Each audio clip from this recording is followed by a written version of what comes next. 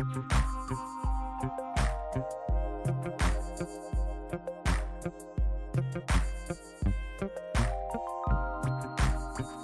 Literária, reflexões de um tradutor, com o nosso ilustre convidado, tradutor e professor Dr. Seth Jacobowitz, da Universidade Estadual de Texas.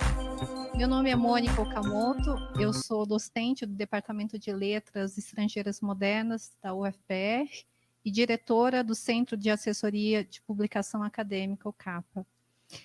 Antes de darmos início ao workshop, eu gostaria de agradecer o apoio cultural do Consulado Geral dos Estados Unidos em São Paulo, da Fundação Japão em São Paulo, da Superintendência Geral de Ciência, Tecnologia e Ensino Superior, CERT, e da Agência UFPR Internacional.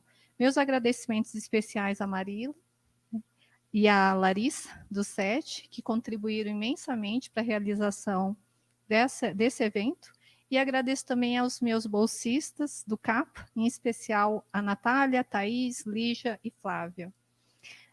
Eu peço gentilmente que todos permaneçam com a máscara durante o evento para a segurança de todo mundo. Com relação aos certificados, nós estaremos enviando por e-mail. Então, vai passar uma lista de presença. Então, vocês, por favor, coloquem o nome completo, de forma legível, o CPF e o e-mail, tá? Então, o certificado vai ser enviado por e-mail. Talvez demore um pouquinho, uns 2 meses por aí, tá? A lista de presença vai estar correndo, né, durante o workshop, então, por favor, não esqueçam de assinar. Tá?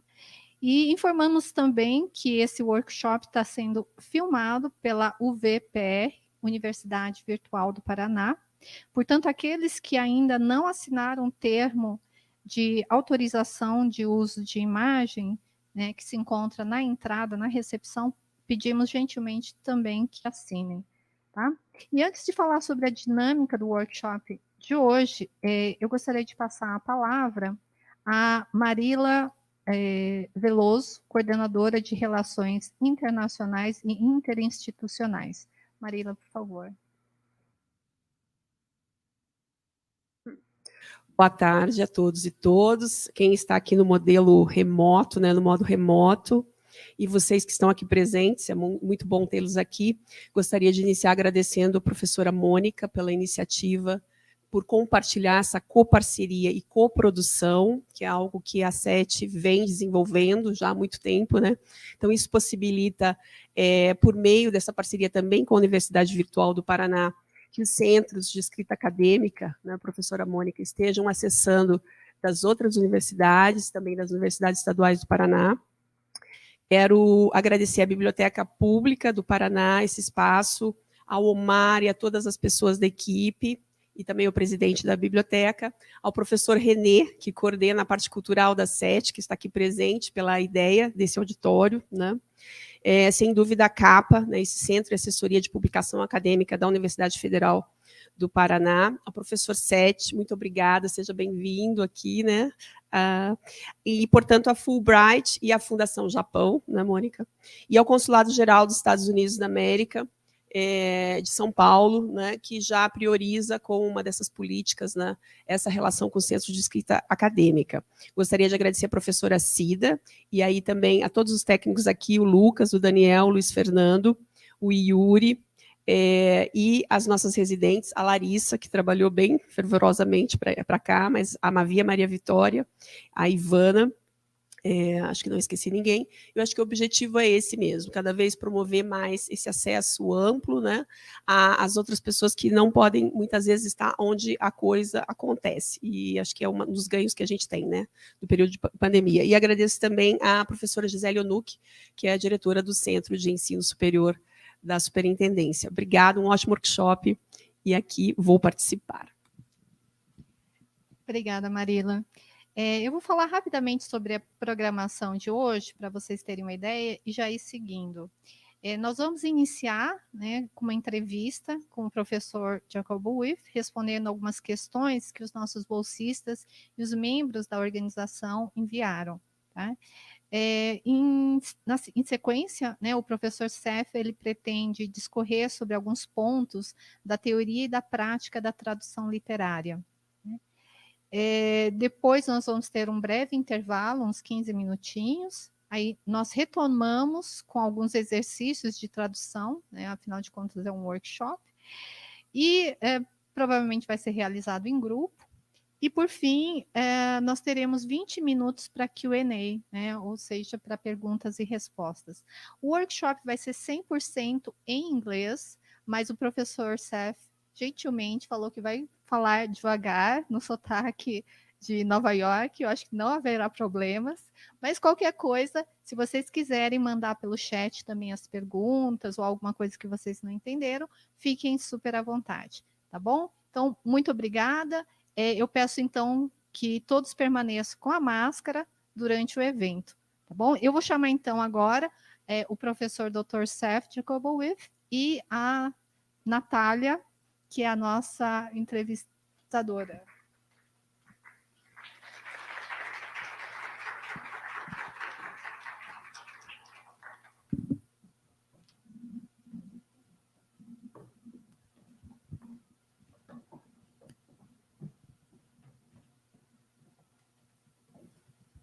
All right. Thank you, Professor Seth, for being here with us today. I have a few opening questions. So the first one is, could you please talk a little bit about your academic trajectory as an undergraduate, graduate, in which areas you have specialized? Sure. Can everyone hear me okay? It's all right? If it's okay, I'm going to just lower the mask. I should take off the mask. Sure.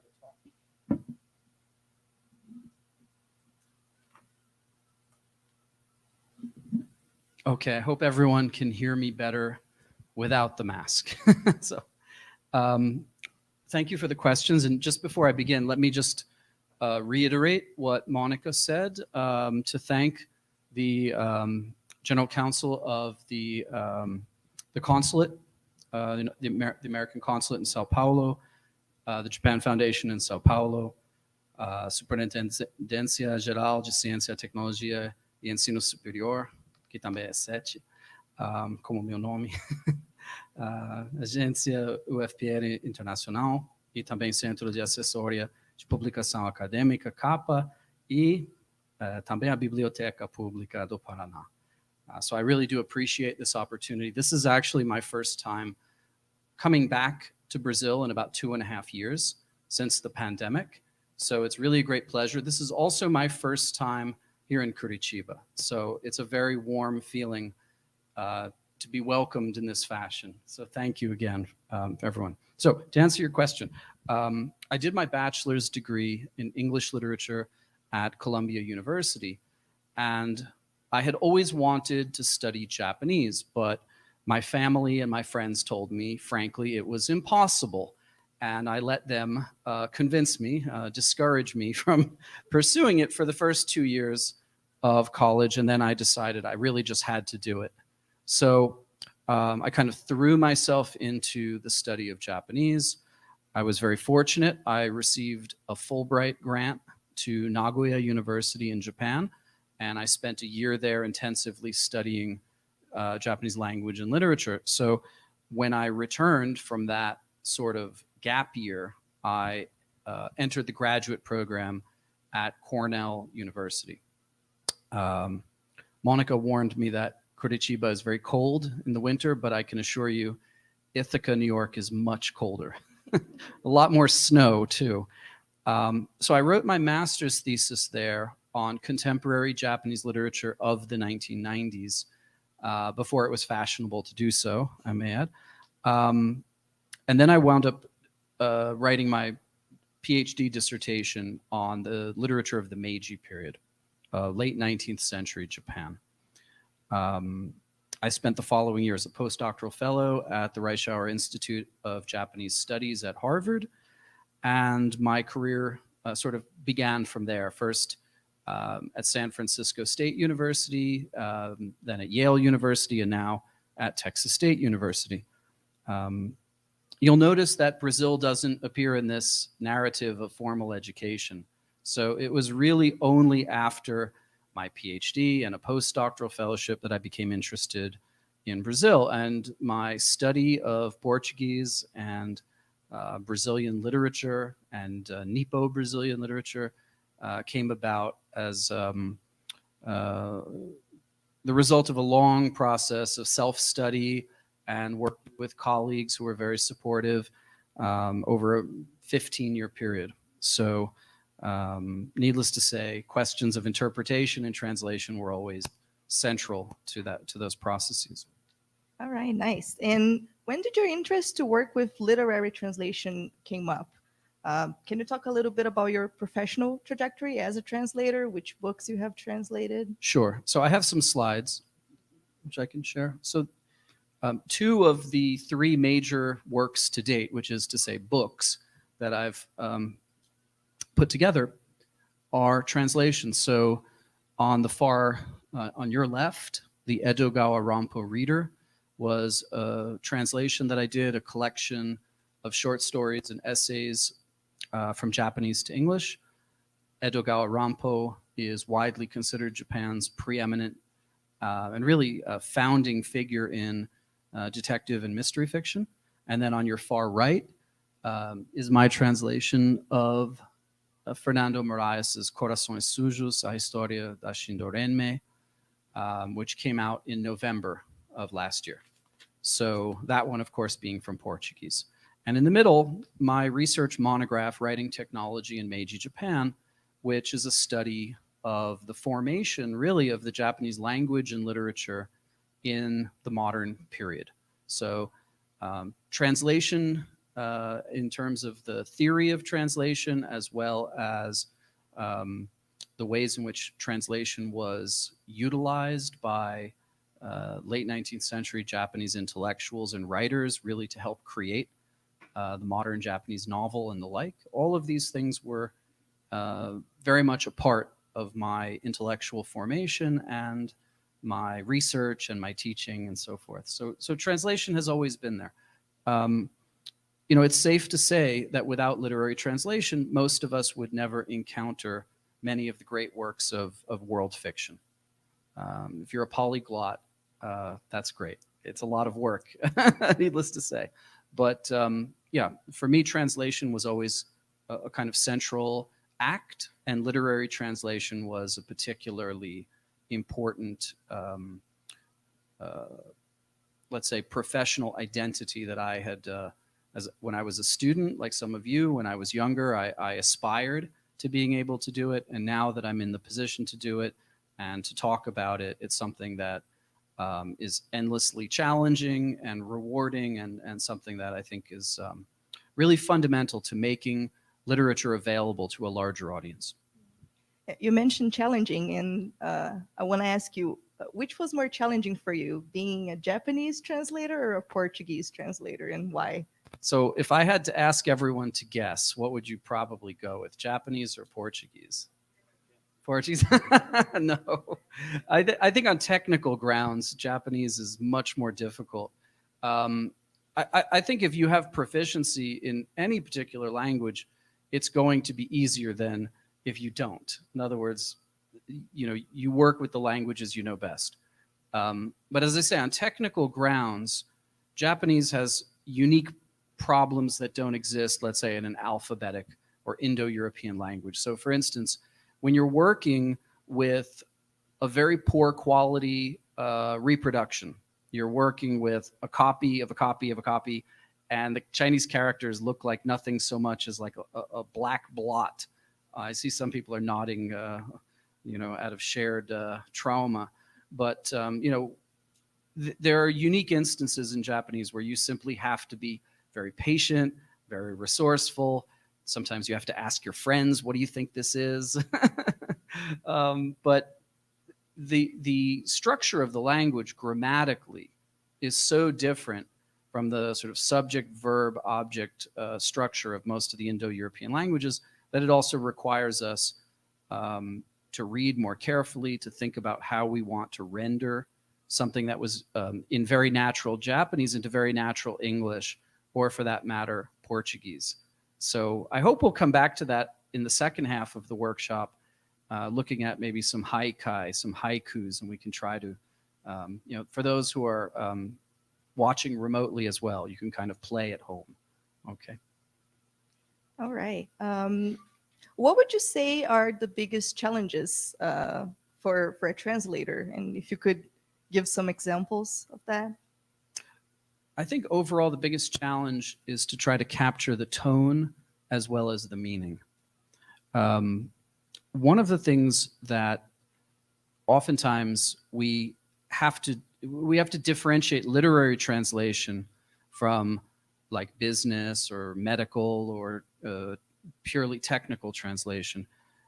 It's not enough just to get the general idea across, or for that matter, I think it's very important, especially for beginning translators, not to think that there's a one-to-one equivalence. Every single word has to have a precise analog, a precise counterpart. That's not going to result necessarily in a natural flow in the target language. So if it has to work in English, it has to work in Portuguese, it has to work if we're translating into Japanese for that matter. It's always important to think about how your audience is going to read the text and what they're going to understand as being true to their linguistic community. If it sounds jilted, if it sounds forced, it won't work for them. Mm-hmm. Someone asked something in the same line. So we know that meanings are not always able to be literally converted, like you were saying. Yeah. There's not always an equivalent. So how have you solved the translation of words that did not have this equivalent? Do you, for example, explain it in a footnote, or do you use other strategies? So if you can use footnotes, that's great. Okay, but what happens when your publisher, as happened with me with Palgrave Macmillan, who published my translation of Corações Sujos, what do you do when they say no footnotes?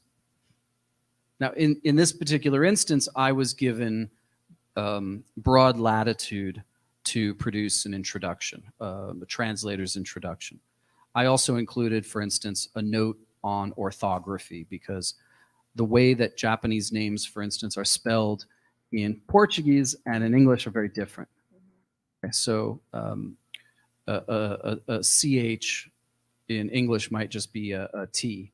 In like CHI, right? Chi would be written with a TI in Portuguese. And for English readers, even those who are familiar with Japanese culture, that's something that would surprise them, that would throw them off. At the same time, that's part of the Nippo-Brazilian experience, the Nikkei identity. You don't want to change people's names if possible. Okay, so if you have a footnote and you can make a lovely, long, elaborate explanation, right? That's what we're taught to do in graduate school. That's great. What if you can't? Well, there's sort of two options here, the high road and the low road. One option is you figure out how to embed that meaning in the context of what you're translating so that your audience will understand. And that's the sophisticated approach. But let's say, and I just brought this for fun. Whoops, this is one of my other projects. What do you do when your translator doesn't work? Or what happens if it's a concept for which there isn't a good equivalent? This is the Japanese word miyabi for grace. Right? Or let's say we're talking about Lusophone literature and the wonderful concept of saudades. How do we explain saudades to an English audience? Sometimes we just leave it in italics. We put it in the text as is. It's safe to say that if you have an audience that enjoys Brazilian literature, if you translate saudades out of existence, they will be disappointed. If you have a book, let's say it's about Chinese or Indian or Japanese art or literature, especially if it's classical, people expect a certain number of words. These are the terminology of art, philosophy, what have you, poetry.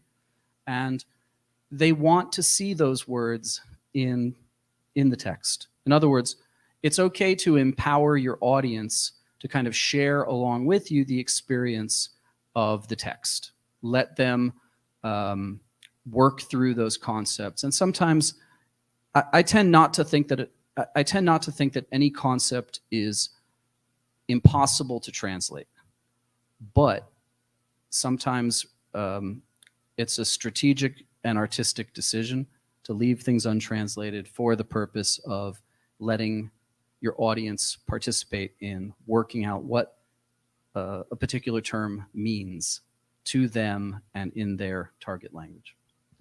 Very interesting. So more on the professional side, another question that was asked is, do you follow any specific method or routine to do your translations? I wish I could make it sound more mysterious, but it's really not. For me, translation is very much like approaching any kind of formal writing. So the first step is get something down, kind of get the words down in some definite form, no matter how awkward or uncomfortable it may be, so that you have something to work with. And then you revise and you polish. And as I said before, you sometimes ask your colleagues, what do you think? How does this sound? Did I get it right? And so sort of step by step, you work through turning that initial direct translation into something that hopefully will sound natural. And sometimes it's 2 or 3 stages of revision, and sometimes it's 100. It's the very small details that sometimes make us crazy. They make us think over and over, how do I want to say this? So that's sort of my practical routine. In terms of the theory of translation, we can kind of go into that further, later on. But for me, it's really a practical matter. How does this work for the audience? If I were reading these words without knowing what the original was, would I be able, let me say it this way, would I be convinced to keep reading? If you lose the reader, you sort of failed at the practical side of making a good translation. And literary translation should be something, hopefully something extraordinary. Hopefully it's true to the original, but it also feels light, it feels fresh, it feels off the cuff. So capturing that energy, that's something we'll also talk about a little bit in the second half of the workshop.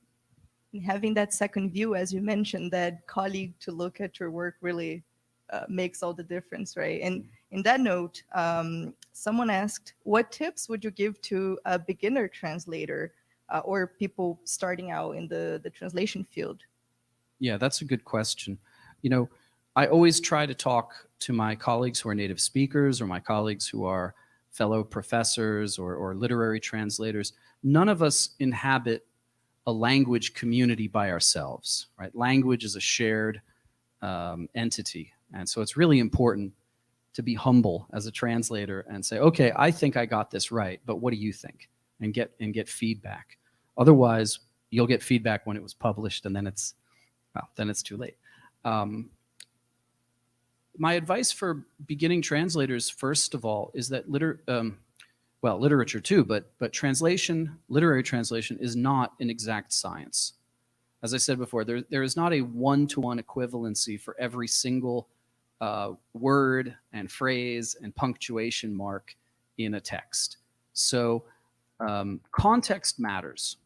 You're translating something that has a very unique structure, whether it's grammatical or let's say, we'll look at modernism a little bit today. It may be that you have to preserve certain features in order to maintain that continuity. But when I was starting out in translation, I thought, if I translate a particular word one way, I'm going to do that every single time it appears in the text. And that is just a terrible, terrible way to go. It commits you to a course of action that is very inflexible.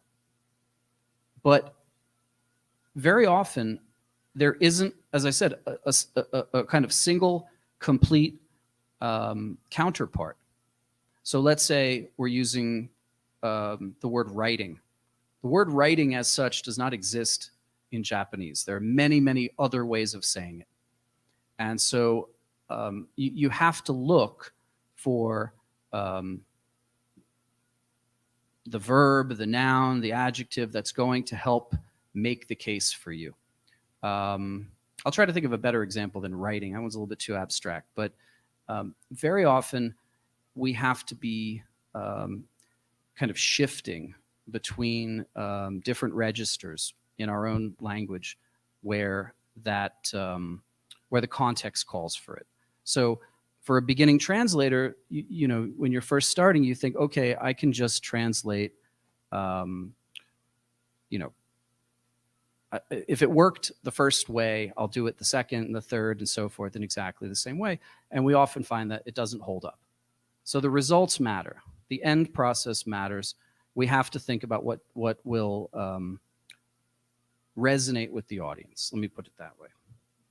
And so that question of like the flow of words, the flow of a literary text, it may not be possible to translate something so that it sounds exactly like it did in the original.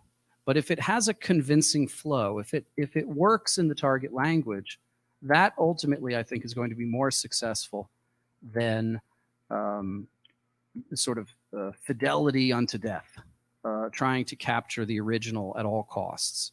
That seems to me one of the controversies, of translation. And we'll come back to that too. I wanted to develop that with certain prominent thinkers and prominent writers and see how they handled these same questions.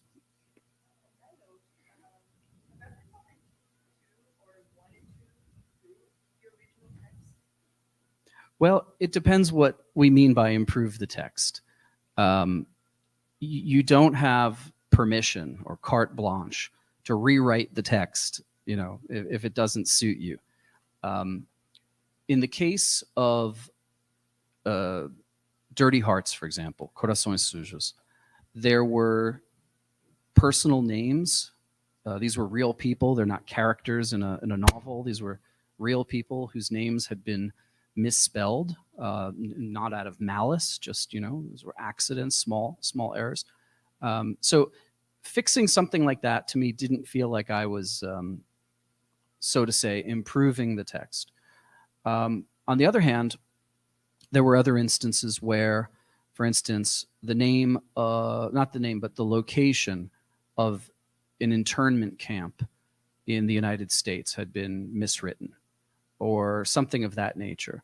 And so I felt it was very important when it came down to historical dates and places and the like, if it was genuinely, again, a mistake and I could fix it unobtrusively meaning no one would notice.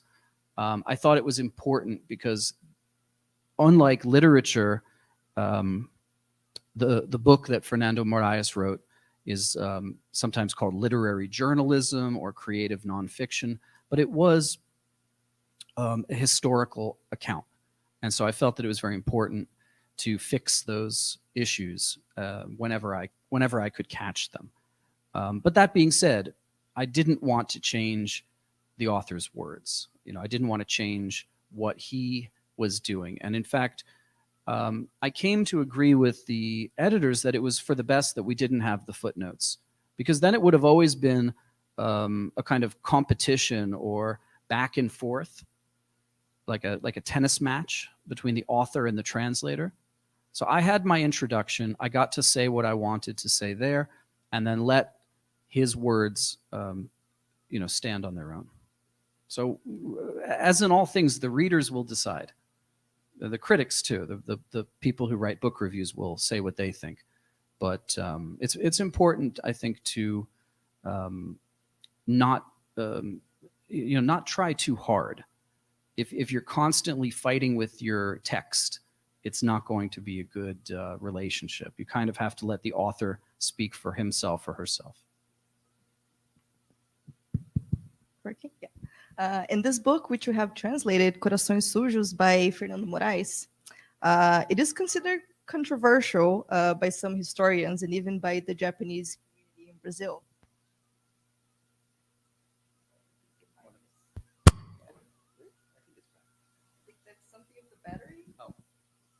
Okay, thank you. Yes. So did you hesitate to translate this work? And if you could please talk a little bit about the content of the book and also how you analyze it in your critical introduction. So I kind of passed this slide, but my work primarily is on Japanese literature about Brazil and that was written in Brazil in the pre-war era. So I had been aware of Dirty Hearts. We'll just use the English title. I had been aware of Dirty Hearts. I was aware of the book and of the film version, which came out in 2000 and 2011, respectively. And I had hesitated for a long time because I thought, oh, we okay? I hesitated because I thought that the story, the narrative, which was not Fernando Moraes's invention, this was based on true events, that it would reflect badly on the Japanese, Brazilian, or Nikkei community, and then I didn't want to have any part of it. But over a period of several years and working with the material, I kind of came around to thinking differently. I should say, I don't really see it as a particularly controversial book. There's a lot more, just giving my own personal view here, I think there's a lot more that is factual than is fictional. If I felt otherwise, I would never have translated it. I think that what Moraes did and the popularity that this book has achieved made a positive contribution, not a negative one. So I kind of disagree to some extent with the notion that it's a controversial book. I can think of many more books, I won't name them here, but I can think of many more that are well and truly controversial. But I think that the other the other issue is that I guess I want to say I started the translation around 2018, and it was at least by the beginning of the following year that the subject matter of fake news and conspiracy theories and secret societies, culminating from the North American perspective with the January 6th insurrection, the attack, the assault on the US Capitol, and the refusal to this very day, right, the refusal of a large number of, well, a large percentage of the population and also the leaders in the Republican Party, ultimately, going all the way to the top with Donald Trump, refused to accept the results of the election. And so, as I said in my introduction, this was effectively the birth of an American kachigumi or victorista movement. And the parallels, although they're not precise, but the parallels to the events that Moraes described really made me think that what was being attributed to something Japanese or something in the Japanese Brazilian character was ridiculous. It was always about what I call revanchism in modern political culture. And so, I would have rather these events never happened, but they did, and they offer a teachable moment, which is precisely that the events in 1946 here in Brazil were in some ways a prelude, or in some ways they were one of many possible examples that continue to this very day, where a community, whether it's a political community or an ethnic or a linguistic community, refuses to accept the reality of political events, sort of world historical political events. And so what we see happening in the United States today, and indeed in other parts of the world as well, is something that happened also here in Brazil in 1946. It's a very important lesson, and it's one of political extremism and ideology, and not one of, let's say, ethnic or national culture. So I feel like the book has a lot to teach us. And for that reason also, I thought it was very important to bring it out in the year 2021. Is it working? Okay.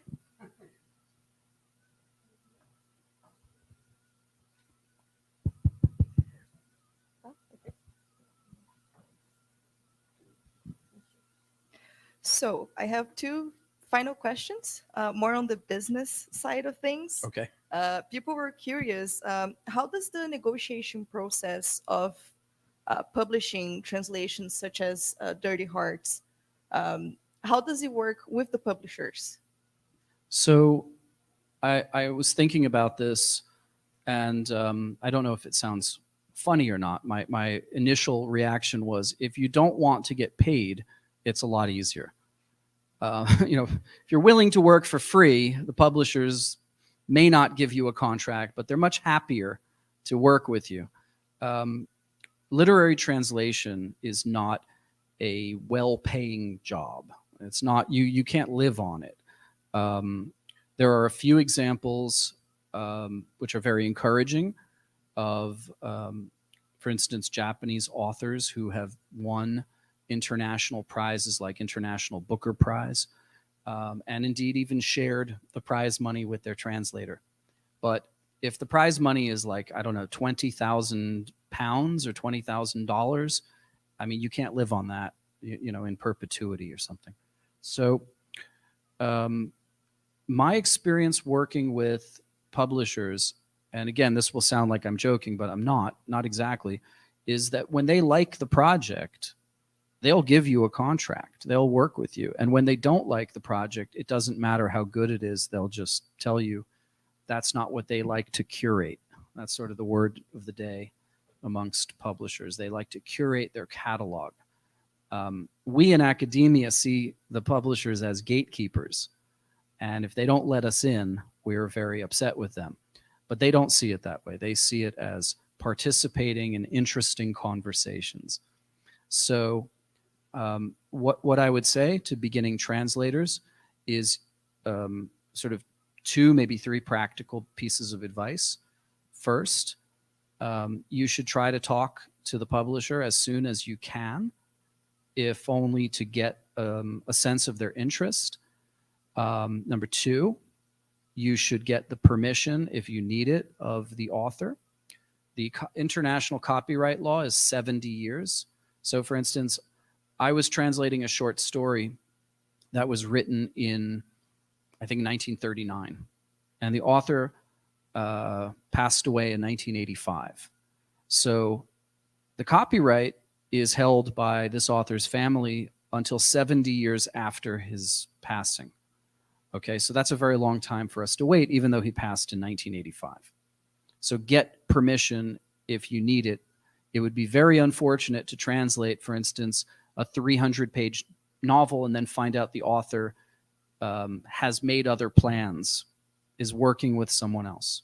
So that's number 2. And number 3, when you get a contract, the glorious this is not a contract, these are my notes, but when you get the contract in your hand, make sure the contract has everything in it that you want. Now, most translators will get royalties, if they're lucky, of maybe 6 or 8%, at least in the United States. If you get more than 8%, I think you're doing really well. If you get nothing, it's not that uncommon. Many translators that I know, myself included, are offered a one-time fee. And in the United States and Japan, it's like $3,000. I don't think this number has changed in like 10 years, 20 years. It's not a lot of money. So I would always say, I don't really want the money, I want the royalties. So if the book sells, I'd like to participate in the success of the book. Having said that, the $3,000 probably would have been more. So it's not a bad deal relative to what most of us usually make. But let me just say one other thing about the contract. Everything about your book, whether you get to use this beautiful painting by Handa Tomoe, or your book has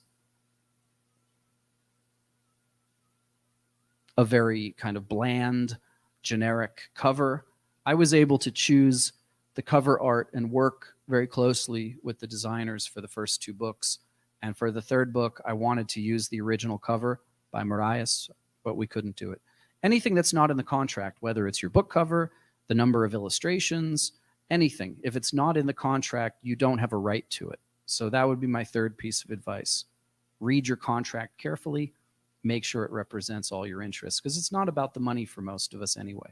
But you do want the finished product to look the right way. Think it's working? It's hard to tell. Okay. You sort of brushed over the answer to the last question, but I'm going to ask it anyway. Good, you're keeping me honest. Yeah. You want to add something? So we hear from Brazilian literary translators that it's very hard to work only as a literary translator, since the projects are mostly freelance projects and the profession isn't properly recognized. So how would you say the reality in the US is like for these professionals? I would agree. Let me give you an example. It's sort of my pleasure, my privilege to name drop my friends and my colleagues who, have also dedicated a lot of their time and effort and intelligence and passion to translation. One of my doctoral students at Yale University, Sam Melissa, translated the novel Bullet Train. Did anybody catch the film by any chance? This became a Hollywood blockbuster film last year, like with Brad Pitt and the Bullet Train, which is kind of the hero of the unsung hero. Okay, so my former student translated the novel long before it was picked up by the Hollywood production company. So he only got the standard fee, I guess. He didn't get any of the profit sharing for the film that came out, right? The film makes millions and millions of dollars. That's literary translation in a nutshell. But we're talking about Sam here today. In other words, his translation helped to facilitate all of the things that followed. And I would say most literary translators that I know are professors. There are a few who are independent. They work in the field of translation or consulting or something like that. It's a very difficult career. It's not really a career. It's something that one does as part of one's activities in other areas. That would be, I think, the most sort of painful and brutal, honest, painfully brutal, honest answer I can provide. Yeah, agreed. Well, that's all the questions that I have. Thank you so much, Professor. Thank you. The floor is yours. Okay, thank you.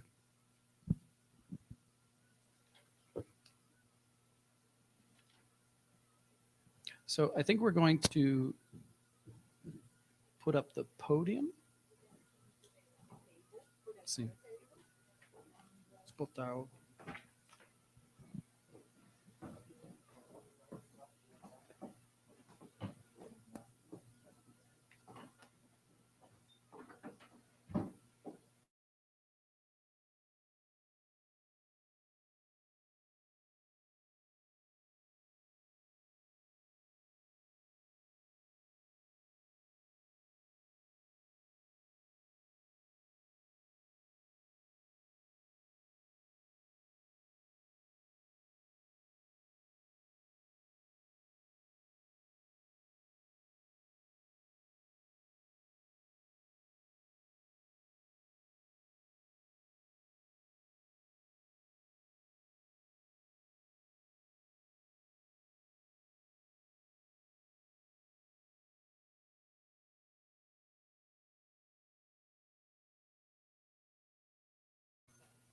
I want to take us through some of the different ideas about the theory and practice of literary translation.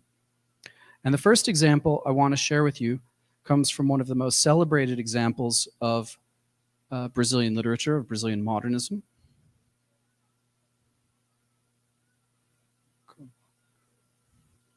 Mário de Andrade's Macunaíma from 1928, which ranks alongside. Want to move? Okay, hang on. Get everything set up. Is that better?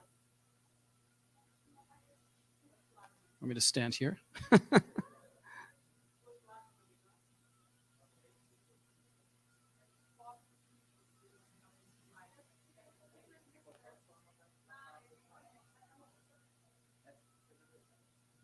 Okay, okay.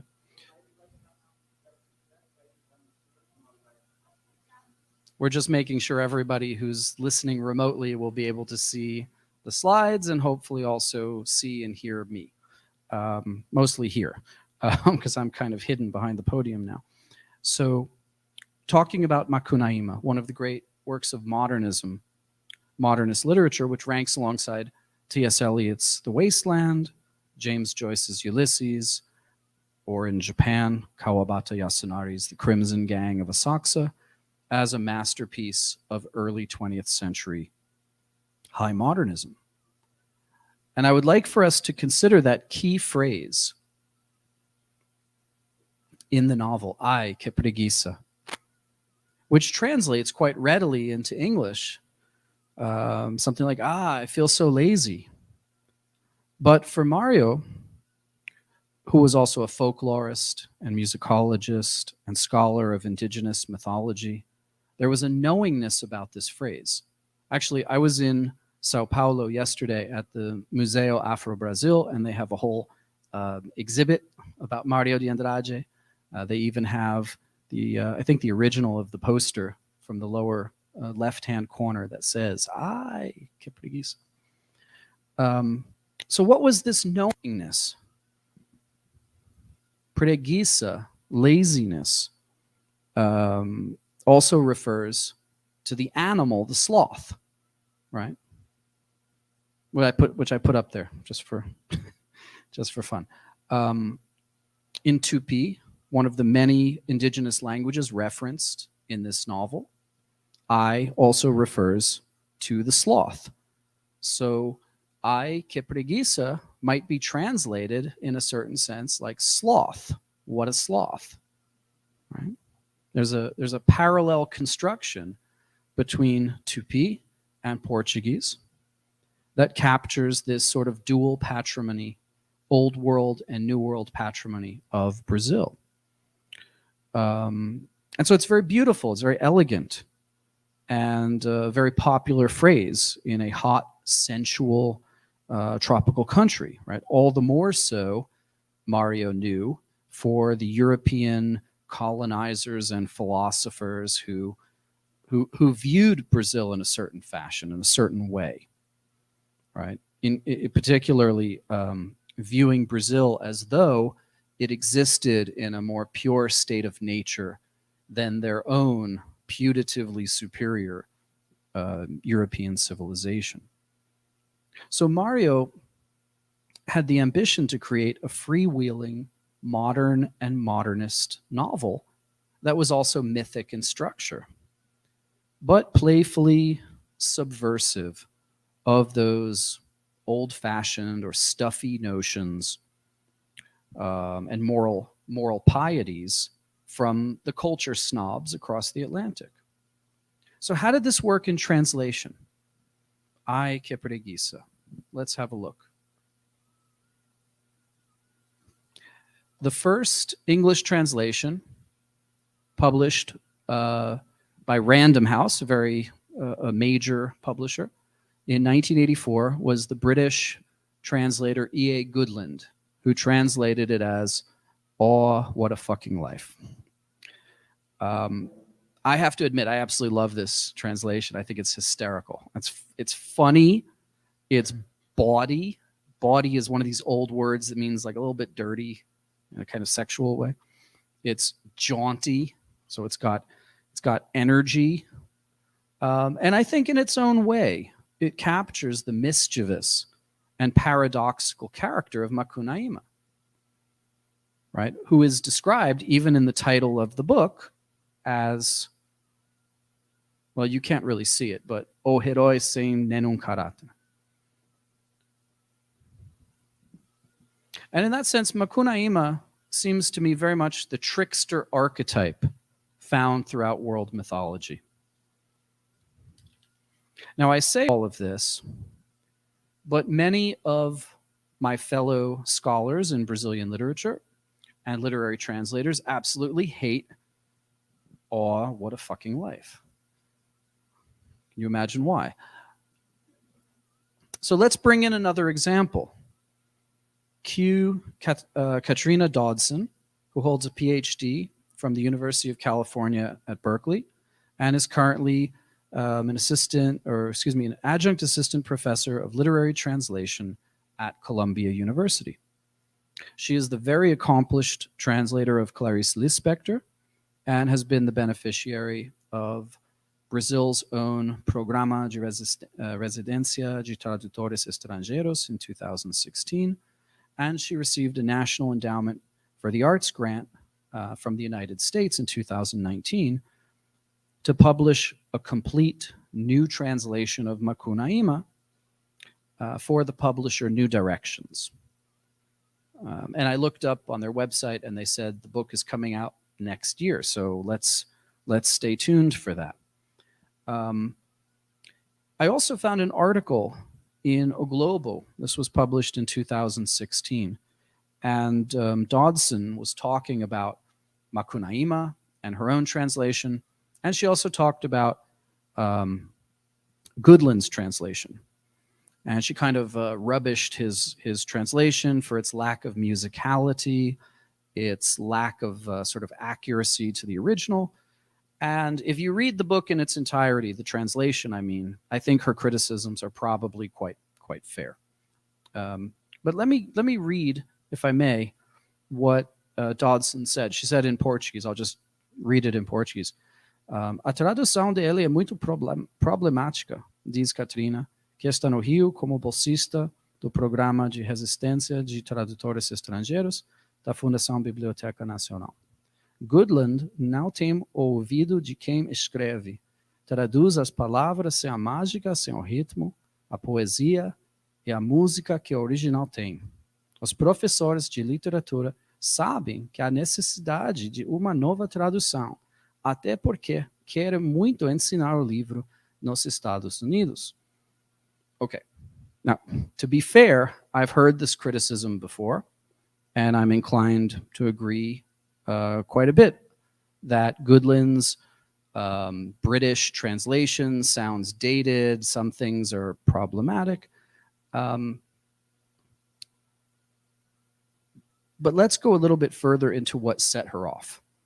And it's this key phrase in particular of ai que preguiça. So here's what she said.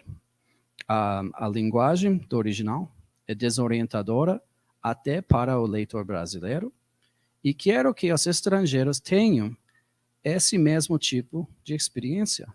Por isso vou deixar alguns elementos em tupi, com nome de macacos, de palmeiras, essas coisas. Alguns ditados e palavras são mesmo muito difíceis de verter. O tradutor anterior transformou a frase característica do personagem, ai que preguiça, em what a fucking life. Algo como, ai que vida fodida. Sorry, this is being recorded. Desculpa.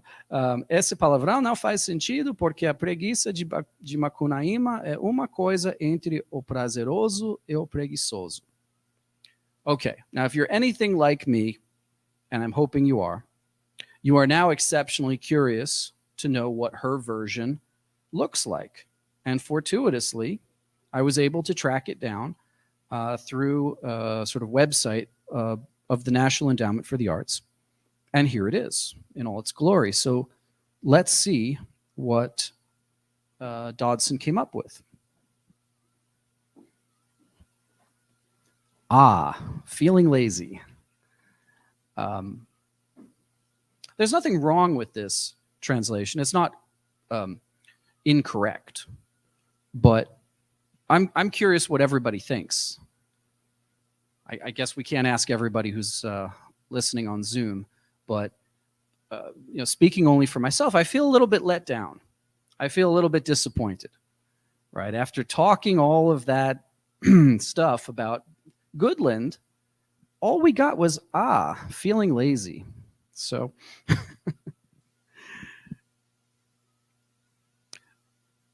Professora Monica reminded me of an adaptation, another literary work that comes very close to being its parallel.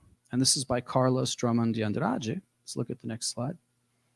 Poem called Cidadezinha Qualquer. It's a little hard to read maybe on the screen. Casas entre bananeiras, mulheres entre laranjeiras, pomar, amor, cantar. Turn the page.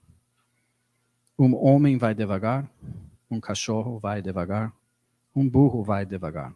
Devagar, as janelas olham. Eita, vida besta, meu Deus. So that last line, in its own way, could be a very good translation in modern Portuguese, an alternative to ai que preguiça. Right. After all, if the preguiça is an animal, then eta vida besta, right? There's a kind of parallelism there. It's that creativity, that cleverness that we always look for in literary translation. Now, maybe we're lazy and we don't really try, or maybe we're not lazy and we try and it still doesn't work. But we always have to think creatively to get around the impasse of the untranslatable.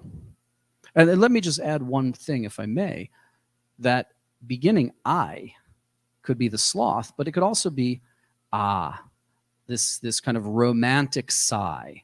In German Romanticism, it appears with great frequency. This is something that we can turn from the sloth into something else. Maybe it's not perfect.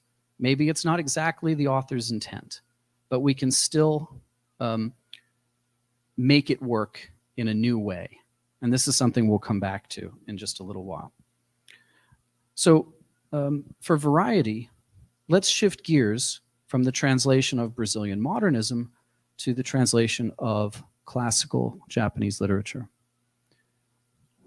I'm thinking here, and this is the thread from Dodson to The Tale of Genji. There is not ever a single perfect literary translation. There is never a single work that is going to be so authoritative that it's going to be the only version we ever use forevermore. And when it comes to the translation of Japanese, there is no text more highly esteemed, more prestigious, and I think also more difficult in terms of its length and its complexity than The Tale of Genji, for which we have no fewer than 5 English translations. The Tale of Genji is about 1,200 or 1,300 pages long. It's mostly a narrative, not really a novel. Most people, journalists and such, like to call it the world's first novel. But it's a tale. It's a kind of loose, episodic narrative, and it includes a lot of poems. There are, I'm going to look this up so I don't get the number wrong, 795 poems in The Tale of Genji. If you took out all the prose, it would still be a very long text. Okay. Now, each one of these examples of literary translation speaks to a particular historical moment. So the first one, I'm going to just step over here so I can point to it.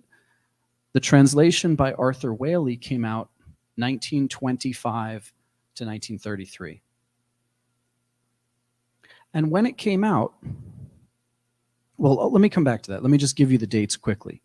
So the very first which I think is on the far left, was by a Japanese translator named Kensho Suematsu. He translated his version, which was incomplete, in 1882. Arthur Waley came second, 1925 to 1933. He serialized it piece by piece, chapter, I should say, by chapter. The next translation by a professor at Columbia University, Edward Seidensticker, came out in 1976. And then the two most recent were by Royal Tyler in 2001 and professor at Dartmouth College, Dennis Washburn, in 2015. Okay. Now, the Tale of Genji has been around since the year 1000. It was written by a noblewoman named Murasaki Shikibu. And from the perspective of even modern Japanese readers, it may as well be written in a foreign language. Without studying classical Japanese, you really can't understand or appreciate the text. So even in Japan today, or let's say Japan over the last 100, 150 years, there have been a number of literary translations of the Tale of Genji. Okay, one was by a woman, a very accomplished poet, Yosano Akiko. Another by the modern novelist Tanizaki Junichiro. Yet another by the Buddhist nun and author Setochi Jakucho, who died last year at age 99. And all of these versions in Japanese as well as English require some degree of heavy annotation and commentary for the reader to really appreciate what they're reading. So it's literary translation with all the complexity of what we talked about during the interview just a moment ago. But as I was saying, each translator represents their own cultural background, their own cultural milieu. I've often taught Arthur Waley's translation of the Tale of Genji in the context of European modernism, because his translation contributed in different ways to that historical moment. So let me give you one example. This is a really fascinating example. In the July 25th issue of Vogue magazine, yes, Vogue magazine, Virginia Woolf commented on Waley's translation. She did a book review for Vogue. And she commented on what she called, quote, the unabated fertility with which story after story flowed from the brush of Lady Murasaki. And she contrasted this to the Europeans of her day, who she said were, quote, still fighting or squatting in their huts. She also made a point of noting that while the novel's protagonist, Genji, is a man, quote, Lady Murasaki, being herself a woman, naturally chose the medium of other women's minds, end quote, to describe him. And she would list various characters, women who appear in the novel, or in the tale, I should say, and the ways that they describe Genji is the way we experience him. Okay. And Woolf would take inspiration from the gender roles presented in Waley's translation, as well as other sources, to create her own novel, Orlando, a work which seems timelier than ever. For his part, Seidensticker made his translation sort of shorn, cut loose from the Edwardian embellishments of Waley. And his translation in 1976 was a true product of the American Cold War era. In fact, Seidensticker was the same translator who translated Kawabata Yasunari's novel Snow Country, which helped result in Kawabata winning the Nobel Prize for Literature in 1968.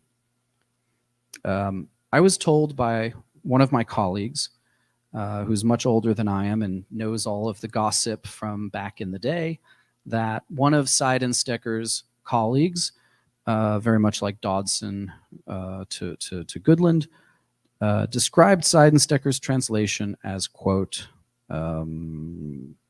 that it sounded like the English spoken by Japan Airlines stewardesses. This was meant to be an insult, needless to say. I hope I'm not scaring anyone away from translation. Obviously, there's a lot of competition in a very small, circle of people. Needless to say, not everyone is a fan of one another's work. And yet, even the illustrious Arthur Waley, who inspired no less an illustrious writer than Virginia Woolf, would also come in for some very severe criticism by Ezra Pound, the poet Ezra Pound and his circle, who adopted a much more radical approach to literary translation. We'll come back to that momentarily. Are we okay on time? So let's switch gears. Let's shift away from this question of, or I should say, debunking the idea of a singular translation. And let me ask another question. There is a belief that in order to be a good literary translator, one of the essential conditions is that you have proficiency in both the original and the target languages. So what do you think about this? I want to introduce this very different perspective that came out of Ezra Pound and his poetic circle. There's a very fascinating book, also written around 1976. Hugh Kenner's book, The Pound Era. I think I have the slide here.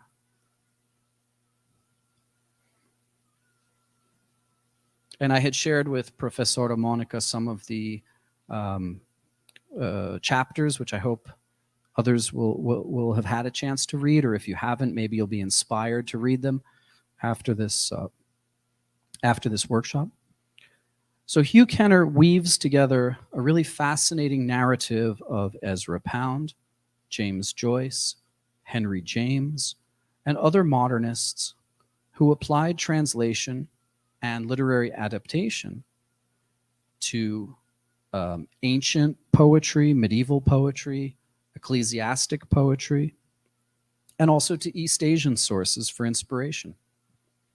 Now, in contrast to Waley, who was a true polymath, I think he spoke, or at least could read, something like 11 languages, including Japanese and Chinese. In contrast, Ezra Pound's methodology did not depend upon linguistic competence in the original language, just expertise in the target language and an intuitive poetic sensibility. Another example that we might mention would be the translations of the Japanese haikai poet Matsuo Basho by Brazilian concretist poet Haroldo de Campos.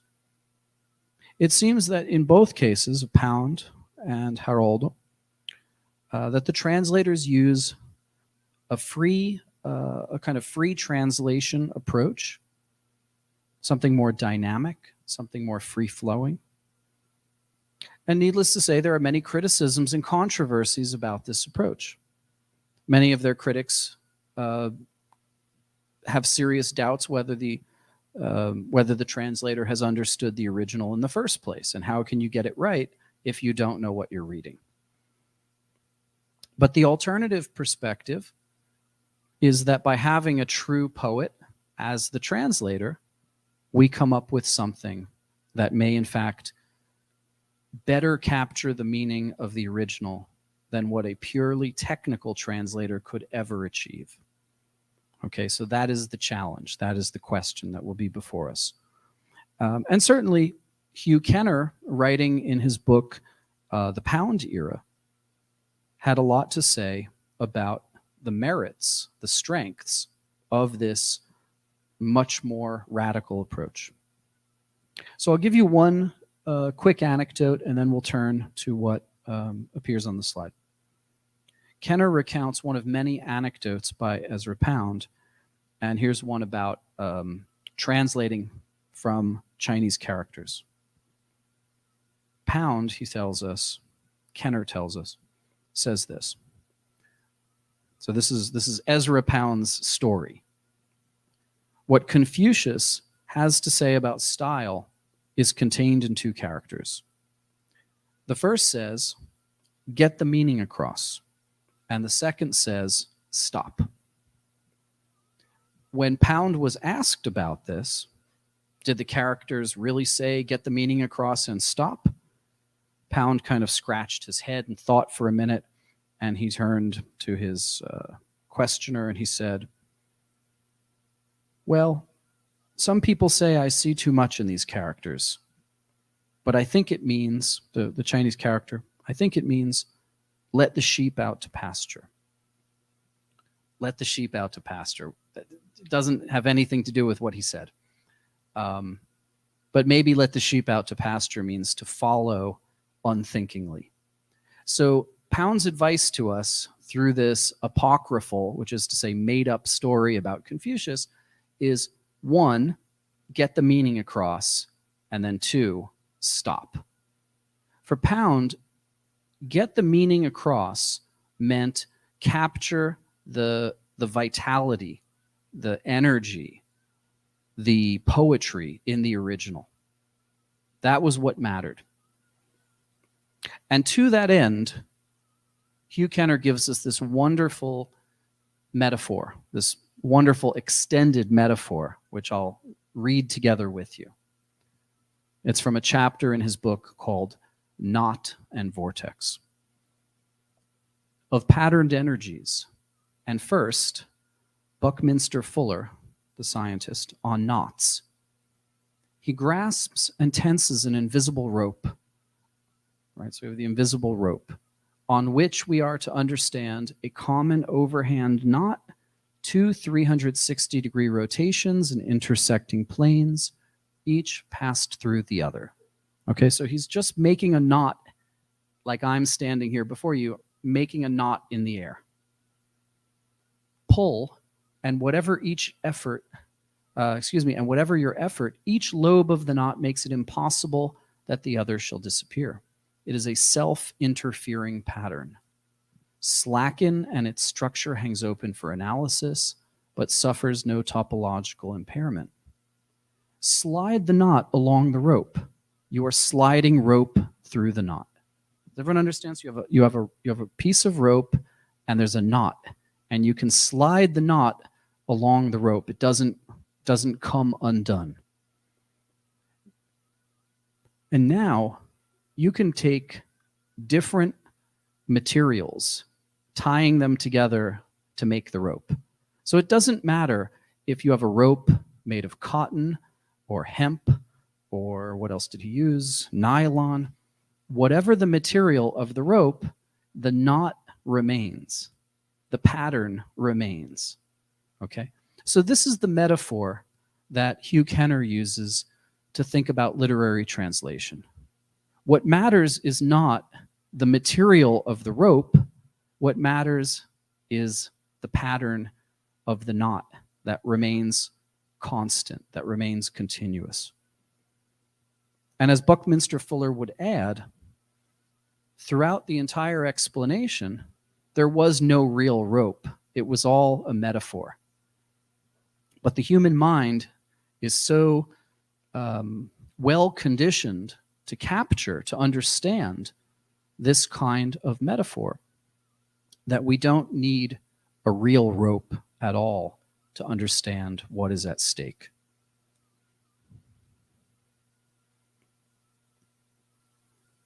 So this is fundamentally the question that we have for the literary translator. Is it your job to capture, as I said in the interview, a kind of one-to-one relation, to stick to the material that you're given? Or is it your task to try to capture the pattern of energy that is in the knot? Okay.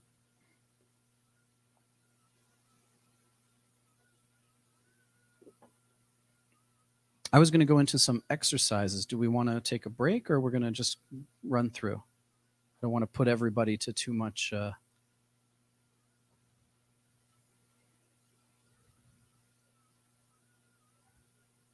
We should do the break? Okay. So we'll have, what is it, about 15 minutes? Is that good? Okay. So we'll take a quick break so everybody can kind of refresh, and then we'll look at some other examples to kind of deepen our approach to the practice of literary translation.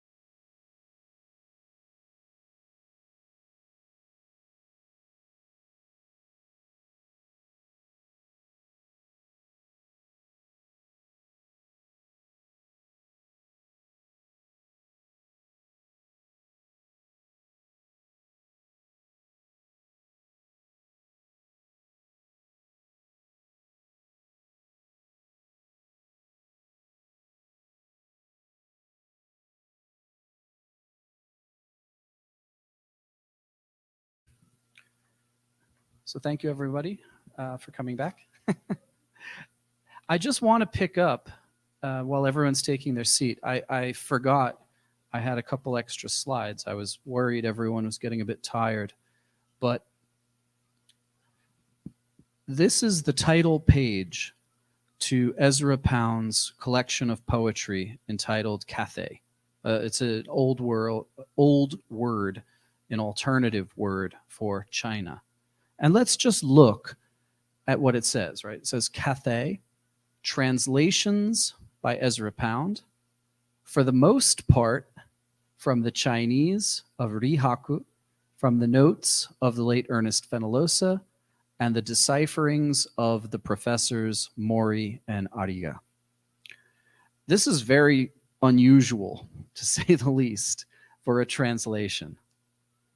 The translations are by Ezra Pound, but then for the most part from the Chinese. What does that mean, for the most part, right?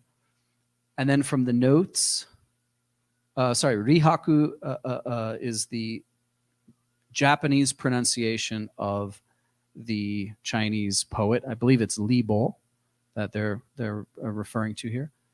So we have the original poems, then we have the notes of Ernest Fenollosa, who was an American professor of philosophy, very interesting figure who died, and his notes about poetry were given to Ezra Pound by his widow. So that's like second level. And then we have the decipherings, the interpretations of Fenollosa's teachers, who were the professors Mori and Ariga. So we have at least 3 levels of interpretation, interference, opacity, whatever you want to call it. So we're going to look now at 2 interpretations of the same poem. On the left is Ezra Pound, and on the right is Arthur Waley. And you'll see Hugh Kenner's commentary. So there's no question who Kenner thinks wrote the better poem, but let's see what you think. Let's look at this together. The title sounds a bit strange in contemporary American English, The Beautiful Toilet, but it means like the dressing room of a noble woman. Blue is the grass about the river, and the willows have overflowed the close garden. And within, the mistress, in the midmost of her youth, white of face, hesitates, passing the door. Slender, she puts forth a slender hand. And she was a courtesan in the old days, and she has married a sot, who now goes drunkenly out and leaves her too much alone. So that's Ezra Pound's version. And what we see here, among other things, is Pound's effort to capture the poetic structure of a Chinese poem, in which Chinese characters appear duplicated, okay, for poetic effect, for I want to say balance, for the harmony of the number of characters per line, the number of tone per line, etc. And so we see how Pound, let me just walk over here quickly, replicates blue, and white. But we also see here that he split up slender between the beginning and the end of the line. Now let's look for comparison at Arthur Waley's translation. Arthur Waley being the translator with real competence, linguistic competence, that is. Green, the grass by the riverbank. Thick, the willow trees in the garden.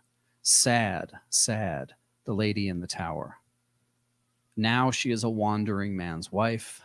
The wandering man went, but did not return. It is hard alone to keep an empty bed. Now, Kenner has his fun at Whaley's expense. So he does what the poem does. He says, "This is a resourceless man's verse. The resourceless man wrote but did not transmute. It is hard alone to wring song from philology." So does everybody see what Kenner did here? He used the same repetition, right? Repetitive structure, resourceless, resourceless. He also used the same second quatrain to say, it is hard alone to wring song from philology, right? It is hard to make a song, a poem from philology. And in so doing, he copied Whaley's bad verse as he saw it. So for those of you who like, rap battles or something, this is like the ultimate diss, right? But what do you think? let's think about this. Does the original, I wouldn't say original, does Whaley's version, which let's say has the linguistic competence going for it, work better? Or does Ezra Pound's version, in which he doesn't know the target language at all, he doesn't know Chinese, he doesn't know Japanese, but he does know English, he does know poetry?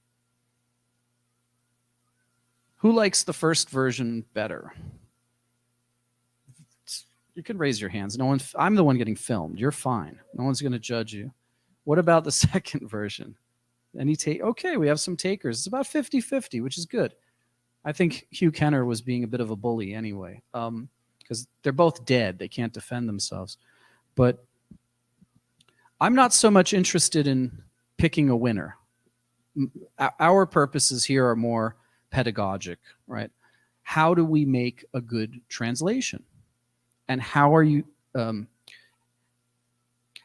you choose to prioritize the fidelity, the accuracy to the original versus making it sound effective in the target language? Now, when it comes to poetry, one of the most popular ways of trying to appeal to your audience at home in English or Portuguese is to make it rhyme, to follow the rhyming structure of, couplets. But that's not something that we do in Japanese. Why? Because the syllabic nature of Japanese means that everything basically can rhyme. In other words, rhyming in Japanese does not take any special skill. And as a result, as we'll see when we look at some of the haikais or haiku examples towards the sort of in the exercises at the end of the workshop, we'll still have time for Q&A after, but for the formal part of the workshop, we'll see that there is no rhyming. Matsuo Basho does not rhyme. He doesn't need to. It's not the way haikai works. But there's a fundamental problem, right? What do you do when you have this blue, blue, or green, green? By the way, you'll notice they've chosen to interpret the color differently. I don't have, my computer to type in the Chinese character or show it to you, but the character in question, which is pronounced ao, ao or aoi in Japanese, is kind of blue-green. Many people argue when they go to Japan and they say, the traffic light doesn't look green, it's blue. And then no, it's green. It's blue, it's green, it's blue, it's green.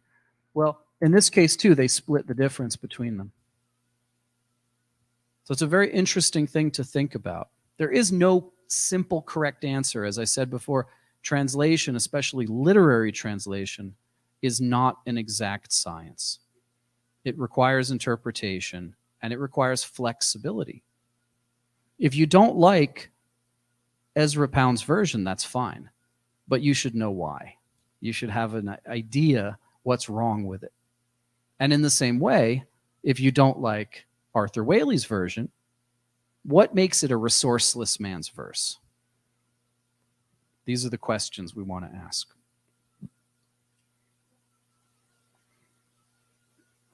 Okay, now I want to complicate things even further. So I'm not so sure about Portuguese, but certainly in English, nowadays the question of pronouns has become very important. Which pronouns people use.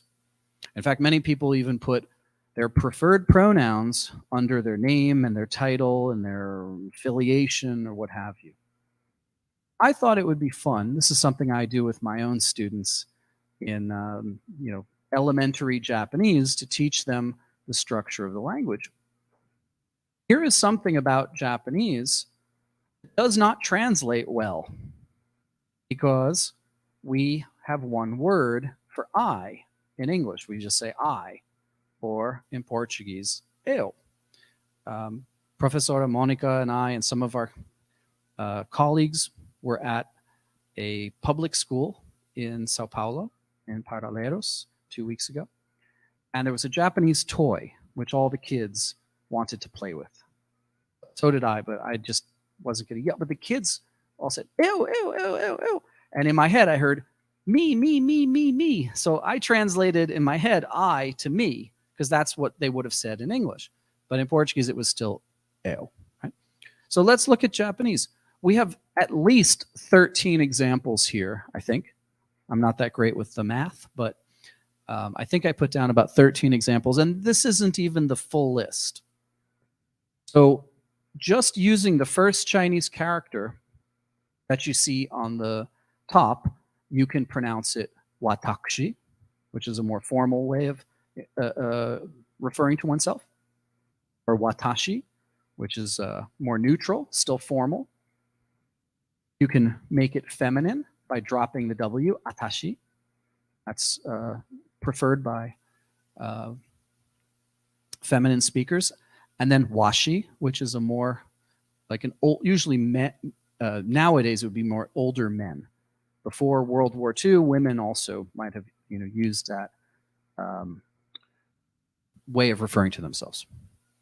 Okay, so just within that one Chinese character, we have at least 4 possibilities for how to use the pronoun I.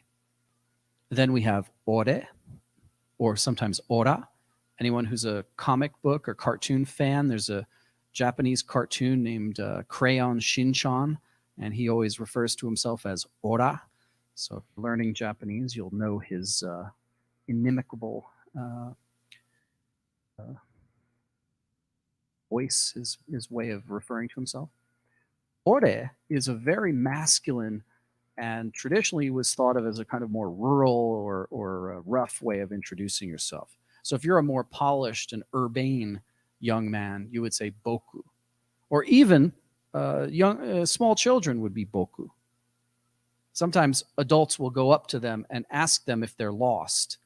And they'll say, like, boku, are you lost? Like using the I as a you, which is really weird for people who aren't familiar with it. So boku is also masculine. Sometimes younger Japanese women are upset that they don't get to use it. They feel like this is discriminatory. Maybe it'll change. We can change language. Language is always changing. Then we have these other possibilities. Yo, which is very formal, very elevated, and very rarely used in contemporary Japanese. Before World War II, you would see it more often. Ware is another that is not used so much anymore. But if we wanted to make it into like we would say ware ware. Ware ware in this room, for instance. And on and on and on it goes. So onore and jibun. I'll just pause on this other one, wagahai. Wagahai appears in only one instance in sort of modern literature that everybody knows, which is Natsume Soseki's much celebrated novel called I Am a Cat, which also translates peculiarly into Portuguese. Eu sou um gato. You got the joke. Doesn't work in English. No one, you say, I'm a cat. People don't look at you like, no, you're not.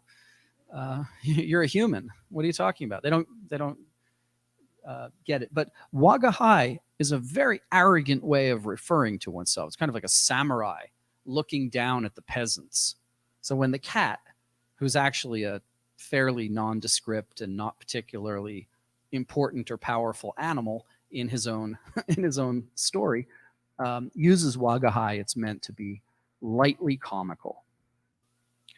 Needless to say, it inspired all kinds of imitators. So there's wagahai wa inu dearu, I am a dog, I am a fish, etc., which is a good way to kill a good line.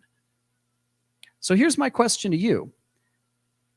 If you were going to translate something in Portuguese or something in English into Japanese, how would you know which one of these to use? I am Groot, right? So what would Groot be? Would he be that more masculine ore? Would he be the more polished and urbane boku? Well, those of you who don't read Japanese still don't know which one it is, but if you pattern recognition, it's the first one. They went with watashi. Watashi wa Groot. I checked this to make sure I wasn't making it up on my own. But what about Rocket Raccoon? Is he going to be the same level of I as Groot? Right? Does everybody even know the names of the characters? Sure you do. Everybody knows, right? It's Marvel Universe. I wanted to liven it up. But the idea is, think creatively. Think outside sometimes the comfort zone of our own language. For a Japanese audience, it would be very strange if Rocket Raccoon, who likes to shoot his mouth off and swear and be sarcastic, he's not going to be the most polite I. He's going to be the most informal I. So he's ore. That's the one in the dubbed version they went with. Groot is kind of a neutral, he's a plant after all. It's a tree, right? So they went with watashi. They went with something neutral. I only bring this to you to kind of think creatively, right? Things that are a problem in one language might not even exist in the other. This is something that we should, I said in the interview, we should be humble. We shouldn't assume that we can do everything as a translator without asking questions, without thinking about what works best in the target language. Now, of course, what Ezra Pound would say here is that I know my native language, so leave it to me. Sometimes that works, and sometimes it's always good to ask a second opinion. So I wanted to switch over to this final section and do some exercises. I'm going to bring up Professora Monica as well, so we can try to coordinate and get some participation, both from those of you who are in the auditorium and from those of you who are watching along online. We have 3 poems. I'll show you all 3 so you don't have to feel like you're waiting to see them. One is a poem of spring. Frog, the cute frog, you see that? And the second will be of summer. And the third of autumn. Okay? Let's go back. There are some very simple rules to haikai or haiku. Haikai was the term used traditionally in the Tokugawa era of Japan when this form of poetry arose. And the haikai consisted of 2 verses. One was the 3 syllables of 575, called the hokku. That was like, it could stand alone. It could stand alone as a poem on its own, but it was also typically meant to be part of a larger composition. We would even call haikai haikai no renga, which means linked verses of haikai. It was a very social activity like this. You didn't just make poems sort of sitting by yourself in your garret up in the tower somewhere, or at a cafe or in the library, right? It was a social activity. So one poet would come up with the 575 verse form, as we see here, and another would come and add what we call in English a capping verse to finish it with 2 syllables, 7-7. All 3 of the examples that we're going to look at are those hokkus. They're the short poetic form. Modern poet Masaoka Shiki came up with the idea of haiku. He said, you know what? We can make poems that just stand alone. Okay. Nevertheless, there are also 2 additional rules that we should know about to make traditional haikai. One is a seasonal word, in Japanese called kigo. The kigo should be something that captures the season, the moment that we are going to write about, that we are going to compose our poetry about. So in the case of spring, spring is represented by the metonym of the frog. In the second example, you probably didn't even notice it, you just saw the plant. We have the cicada, which is not a cockroach. It looks a little similar, but no. And in the third, we have the crow. Okay.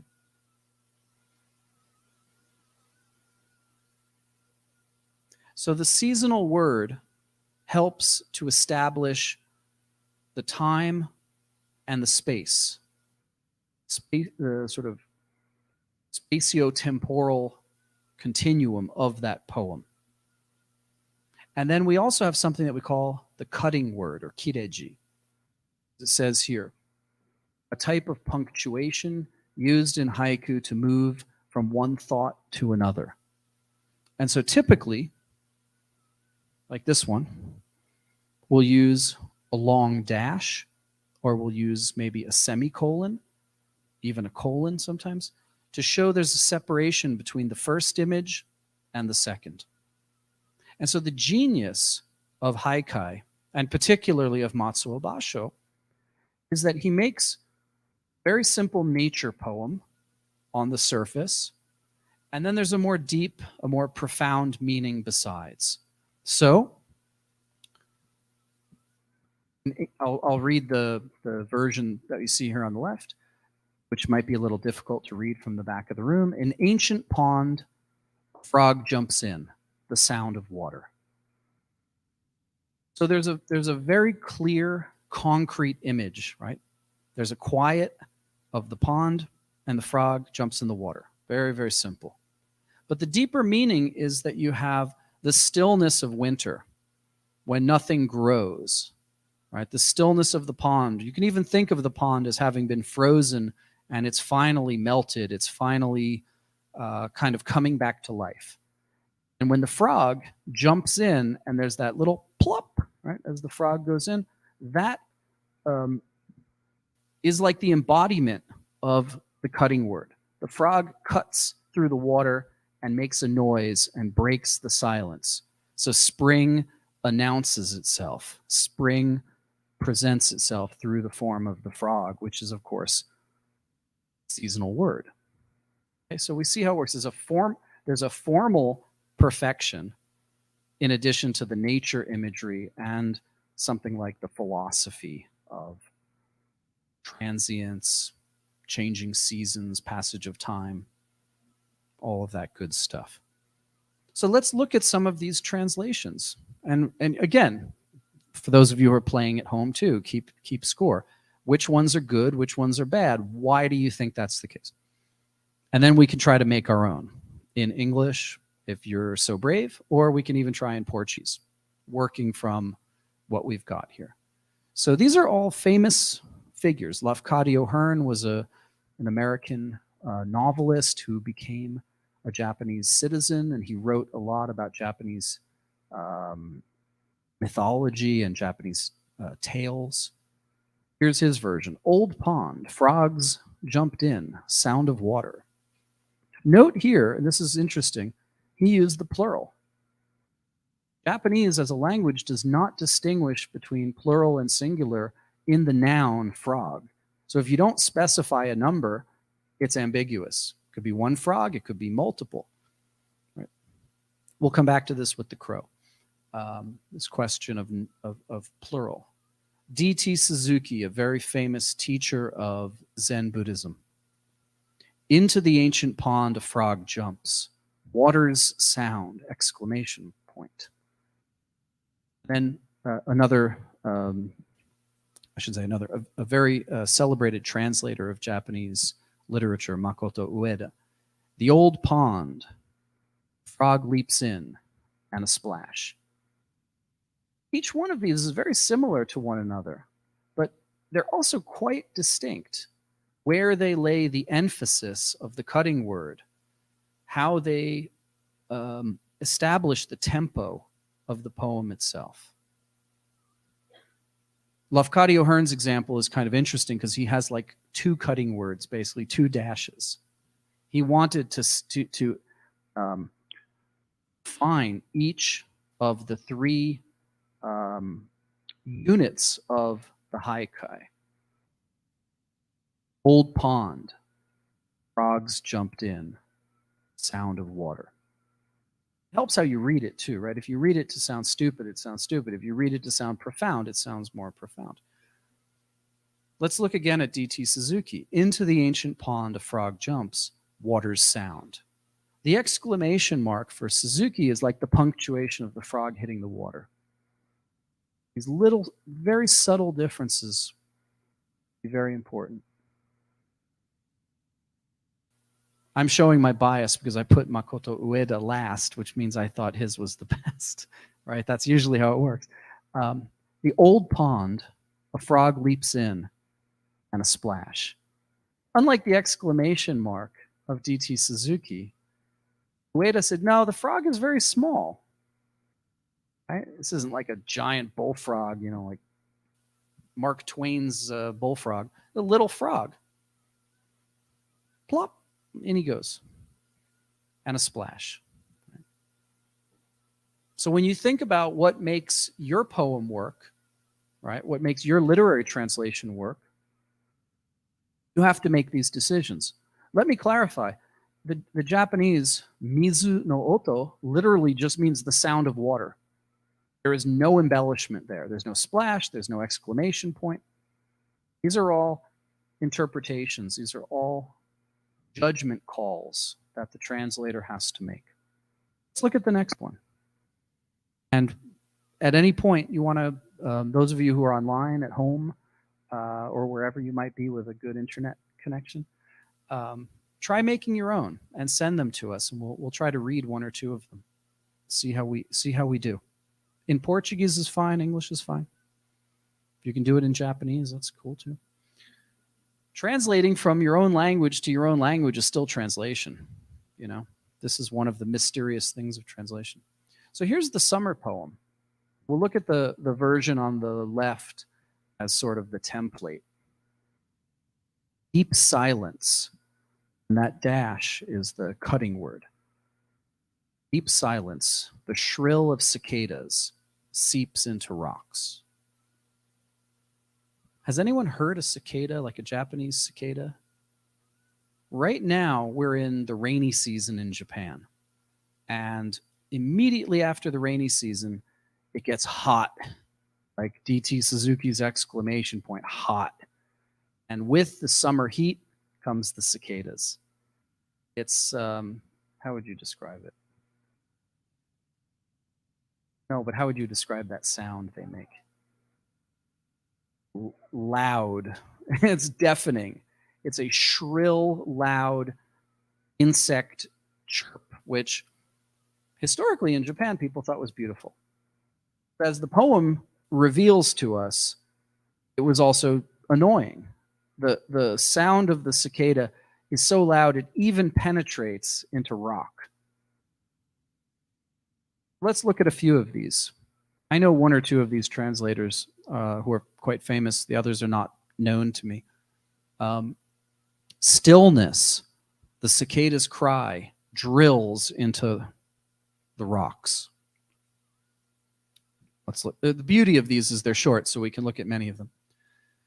Let's look at Dorothy Britton's version. In this hush profound, into the very rocks it seeps, the cicada sound. Okay.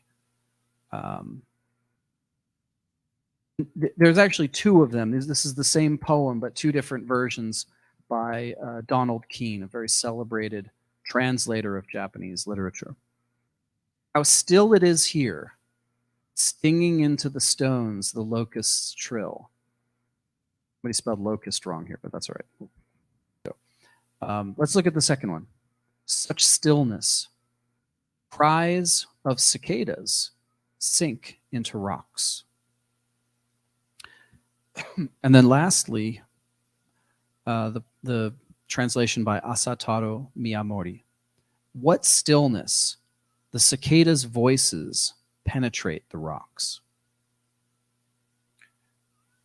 So one of the things we can do here as a kind of comparative exercise is to look at what was held in common, what decisions the translators made that they all agreed upon.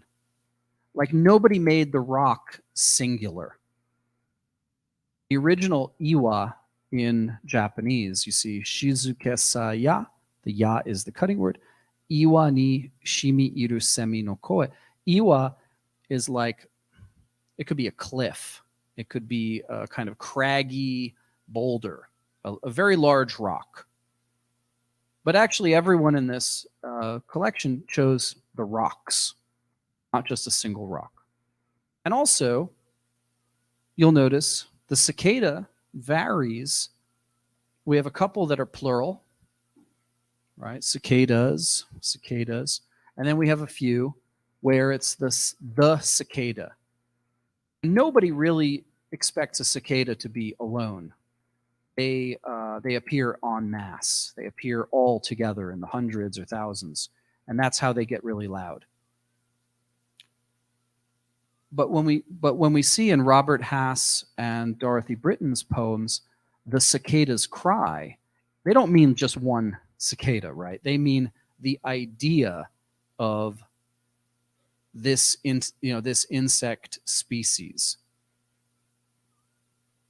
The cicada sound for Dorothy Britton means the sound of all of the cicadas. To be honest, she could have made it plural and it would not have changed her poem at all. It just would have made it harder to pronounce. The cicada's sound.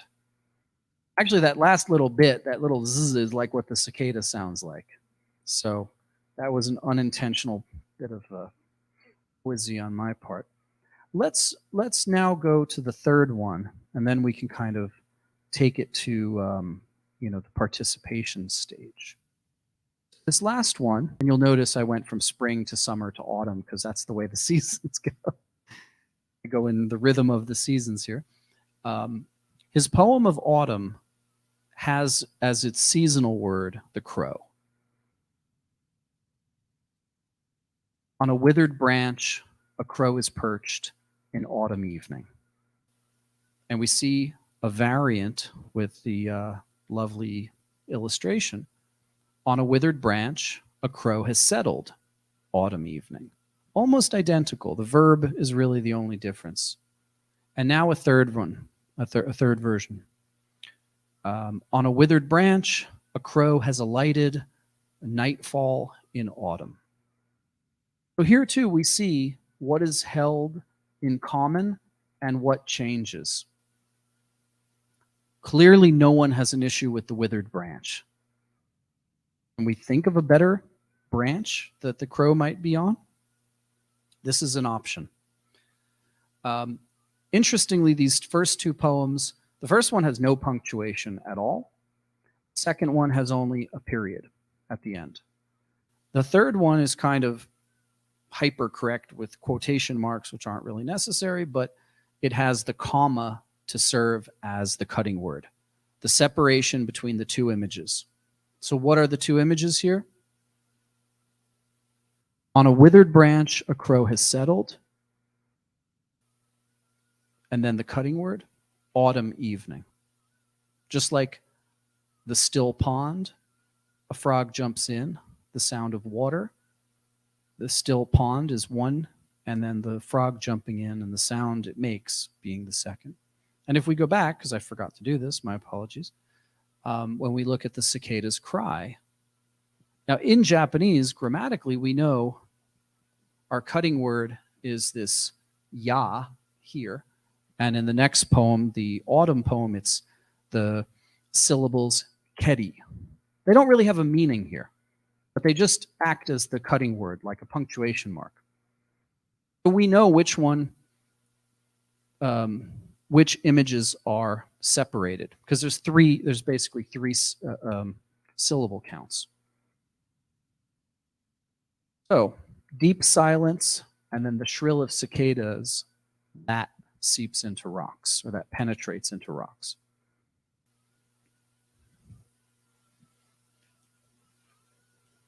So what else can we observe about this poem? Well, for one thing, each of these three choices, each of these three translations makes a common choice, not just about the nature of the branch, the withered branch, or the number. It's always a singular branch in each poem, but it also is just one crow.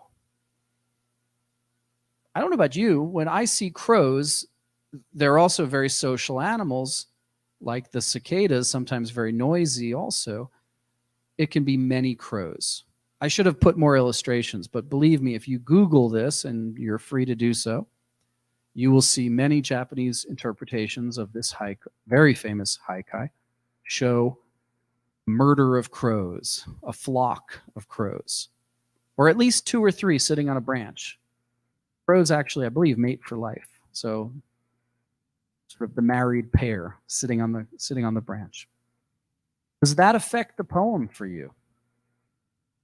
Does one crow feel more lonely?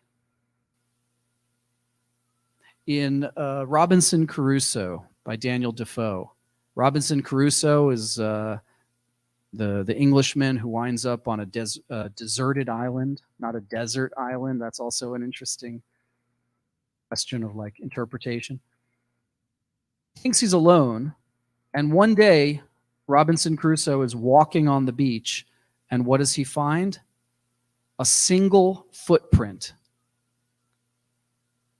Wouldn't that freak you out a lot more than 2 footprints? Somebody's hopping around, you know, and they're going to find you. It's like a horror film.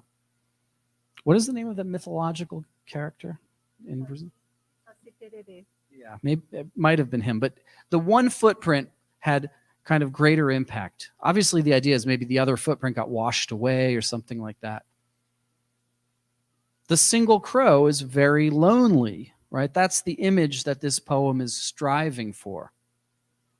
The withered branch presumably has no leaves. It's probably late autumn.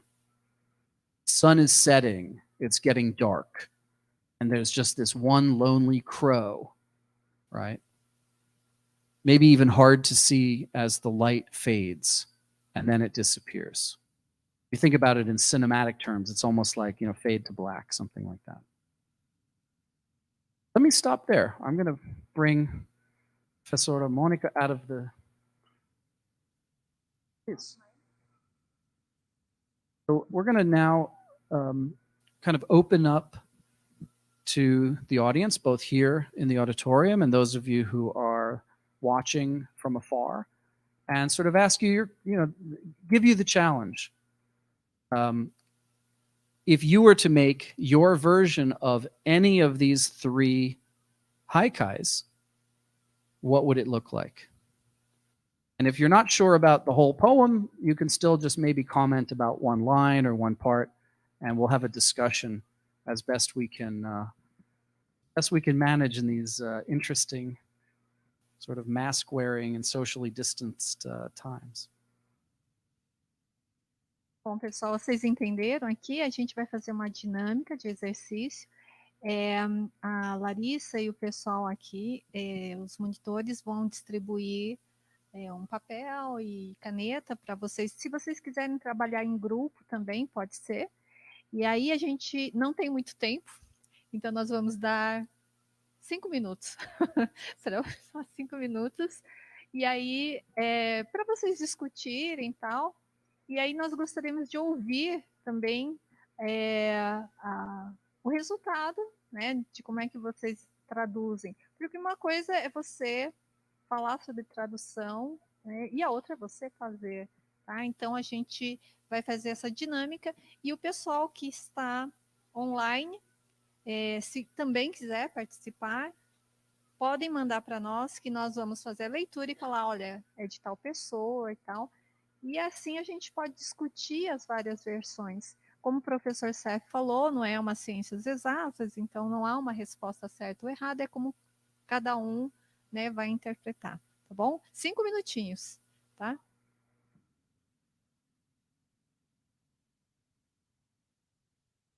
Sem críticas amargas também.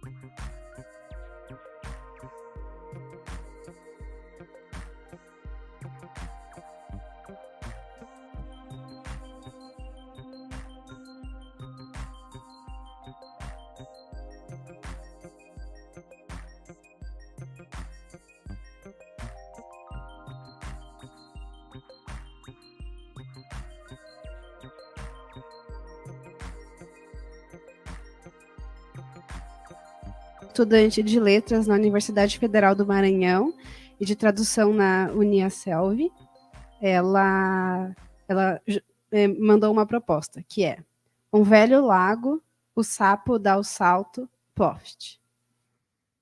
E o Paulo Augusto também mandou uma, que é num galho seco, pousa um corvo, anoitece no outono.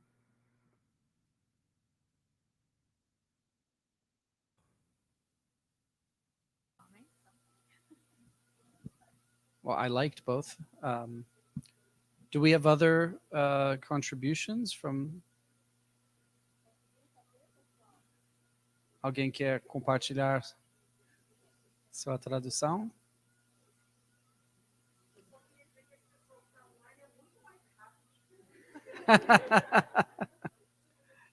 Eu, pessoalmente, não tenho confiança que eu poderia criar algo assim tão rápido, mas gostei das duas.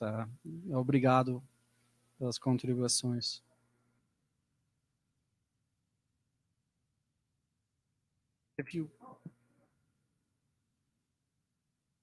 Mas se quiser comentar em alguma parte desse exercício também.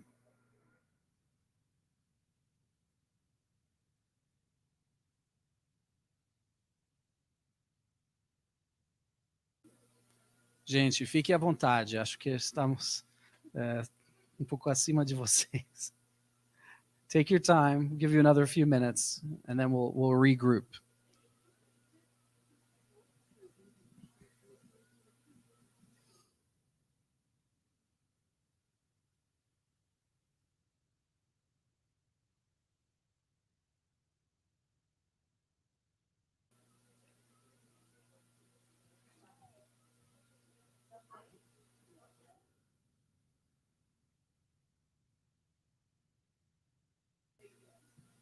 Would you like the mic?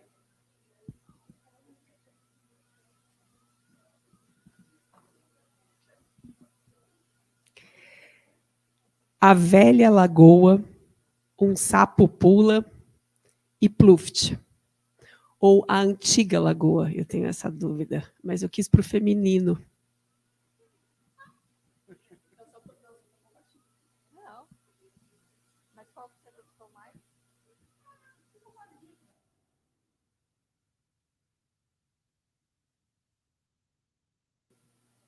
Mais alguém? Se vocês quiserem fazer em japonês, também pode. Thank you.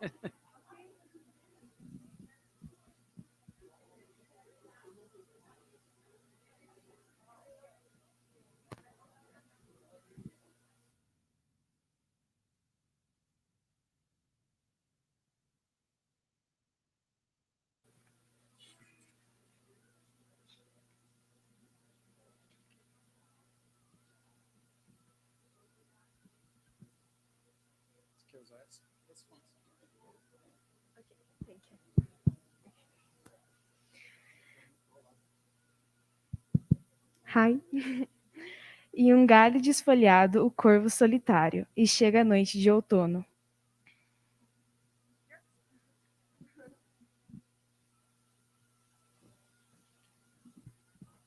Algum outro?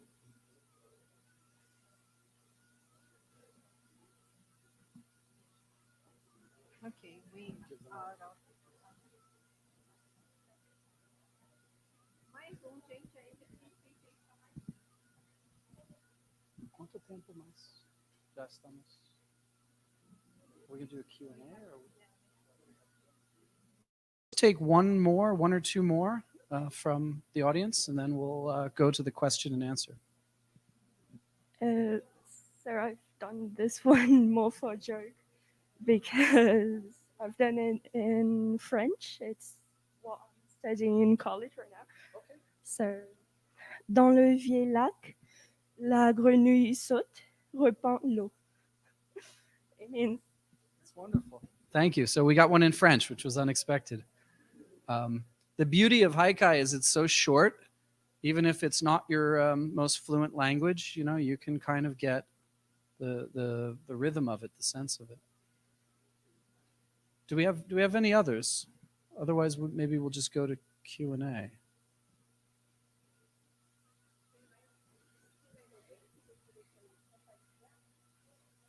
Okay. Fortune favors the brave.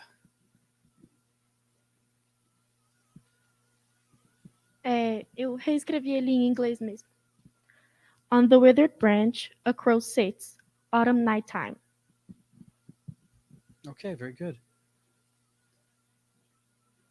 Obviously, the nice thing about haikai is that we're just changing sometimes one unit, like which noun or which verb. Sometimes it's a question of tense, like past or present. Sometimes it's a question of number. Is it one crow? Is it many? All right. And sometimes it's something merely descriptive. What is the nature of the branch? And then we have to think about those options. The one other piece of advice I should have given earlier, all good translators, not just literary, but all good translators need a really good thesaurus. You need good resources because sometimes you just can't think of that word and you look in your thesaurus and you go, okay, you know, if feline doesn't work, maybe it's going to be pantherine, right? Something like that. You find something in your, what the old English, the Vikings would call their word hoard, their collection of words. So the more ample your vocabulary, the more opportunities you have for expression. Okay, so I think we're going to shift to Q&A. Any questions from material that we looked at together, or ideas or thoughts that you might have? Or we might just talk about literary translation in general and kind of free associate and go from there. Bom, pessoal, nós já estamos com o tempo, né, em cima, E aí eu gostaria de pedir para que vocês fiquem bem à vontade, façam as questões, né, façam as perguntas. E quem tiver pergunta, se puder vir aqui na frente e fazer a pergunta. Ok, desculpa. Ah, é a máscara.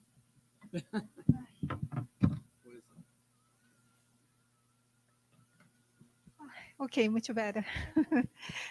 Então, pessoal, a gente vai agora para perguntas e respostas, né? Nós temos 20 minutos. Se vocês quiserem fazer comentários também, se não for uma pergunta, quiser fazer um comentário, falar alguma coisa, também está valendo. Nós pedimos que as pessoas venham aqui na frente por conta da câmera tal, e façam as suas perguntas, seus comentários, elogios, críticas, enfim, tudo que vocês tiverem em mente. A Larissa vai estar lá ajudando a gente, tá? E aí fiquem menos críticas, que o professor pediu, tá? Mas, enfim, fiquem à vontade, nós estamos aqui aguardando.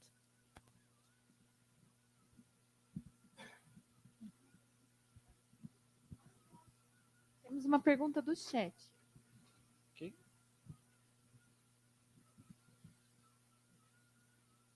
É uma pergunta da Alessandra, da UniOeste. Ela fez inglês, né? She says, recently I defended in a paper that Italo Calvino's work with the Italian folktales is a form of translation. I would like to know if Professor Jacobowitz is familiarized with the book and what does he think about it? I'm not that familiar with Italo Calvino's work, but I can offer a very brief, hopefully useful thought. One of the things that, one of the distinctions that was made in Japan, like in the late 19th century, was between the idea of what we might think of as like pure translation, which in Japanese was honyaku, and then adaptation, literary adaptation, honan.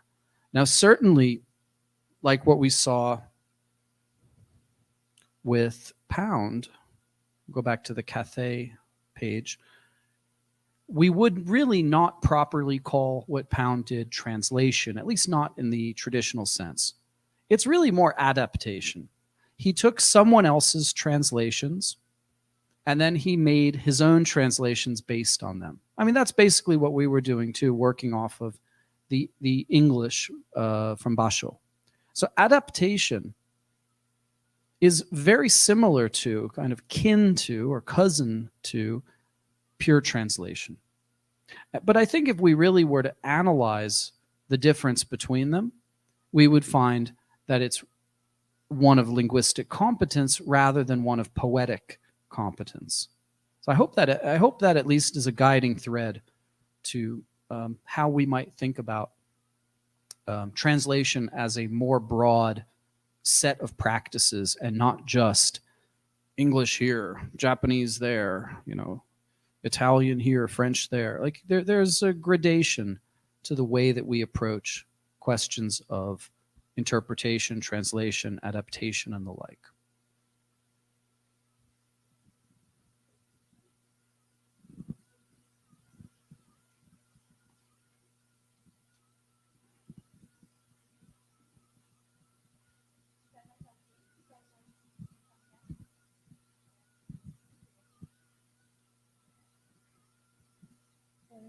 So my name is Louisa.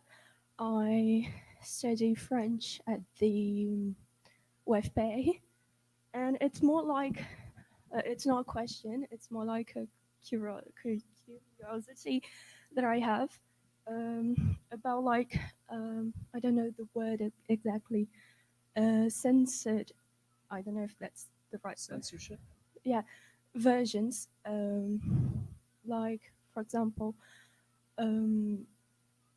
there are many versions of Sherlock Holmes. They are like lighter for the younger public. No mention of cocaine, for instance. And blood and etc. For those of you who didn't know that, I'm sorry, I just killed your hero, but yeah, sorry, go on. I just wanted to know how is that viewed. in the translation community. And about what you just said, if censored versions are adaptations or if they are translations, or I don't know. It's a very interesting question. Thank you. It's also a difficult question. I'd have to think a little bit about what the status of censorship is. Certainly in Japan before World War II, there was an extreme amount of censorship. A good friend of mine and colleague, Jonathan Abel, wrote a book called Redacted, which is all about the use of censorship in that period. And there's all kinds of creative ways that people would not only adapt or adjust their writing to censorship. In other words, it wasn't like they just said, I'll say something non-controversial to avoid being censored. They would use censorship in creative ways. So the censors would not simply ban your work. They would publish it, but it would have blanks or XXX or OOO, you know, some way of crossing out the offending words. So sometimes the clever writer, poet, what have you, would use the same marks as the censor as a kind of literary device. So it could be very creative. So there's always a dialogue, in a sense, between the censor, that's their name, censor, not censorer, right? The censor and the censored. And there would be a kind of push and pull to it. We were talking earlier, I'm sorry, I didn't catch your name. Lucas. Lucas and I was behind the camera. Thank you, Lucas, for all your work, and everyone else as well for making this visible and audible to others. We were talking about Harry Potter. And Lucas was telling me that in the Brazilian Portuguese versions of Harry Potter, they changed the names of characters like James. I see some people are nodding, so Lucas wasn't lying, which is good. We should all strive to be honest, faithful translators. James Potter becomes Tiago Potter. Right? But I was telling Lucas in turn, what's interesting is that in the English version, there's two Harry Potters. I don't mean he has a doppelganger. I mean there's a British English Harry Potter and there's an American English Harry Potter. And so, you know, if British Harry Potter says he's chuffed to see his friends, the Americans have no idea what that means. It means he's excited, he's happy, he's thrilled. So they not only changed the orthography from British to American, you know, a color, C-O-L-O-U-R to C-O-L-O-R. They also changed the slang, some of the terminology to be more understandable to the audience. Now, that doesn't exactly answer your question about controversy, but it gets very complicated when we're dealing with these questions of like a poem that is not permitted to be published, or it's permitted, but it has to be changed in certain ways. I mean, yeah, I guess we could call it a translative act in a certain sense, but it's also government repression. So I want to kind of keep the two things separate a little bit here, since we can't go into great detail. Let me just sort of provide that light, L-I-T-E answer as my response. But thank you for the question. I hope it gives everyone food for thought. Other questions? One or two more? Navi, acho que tem uma pergunta. So this is my own, not from the chat. My name is Maria Vitória. I'm a graduate student in history and also work for Seth, the institution, not you. So I wanted to ask about something I was thinking about, the discussion there was on the internet related to the translation of the subtitles on the TV show Round 6. There was a lot of discussions around it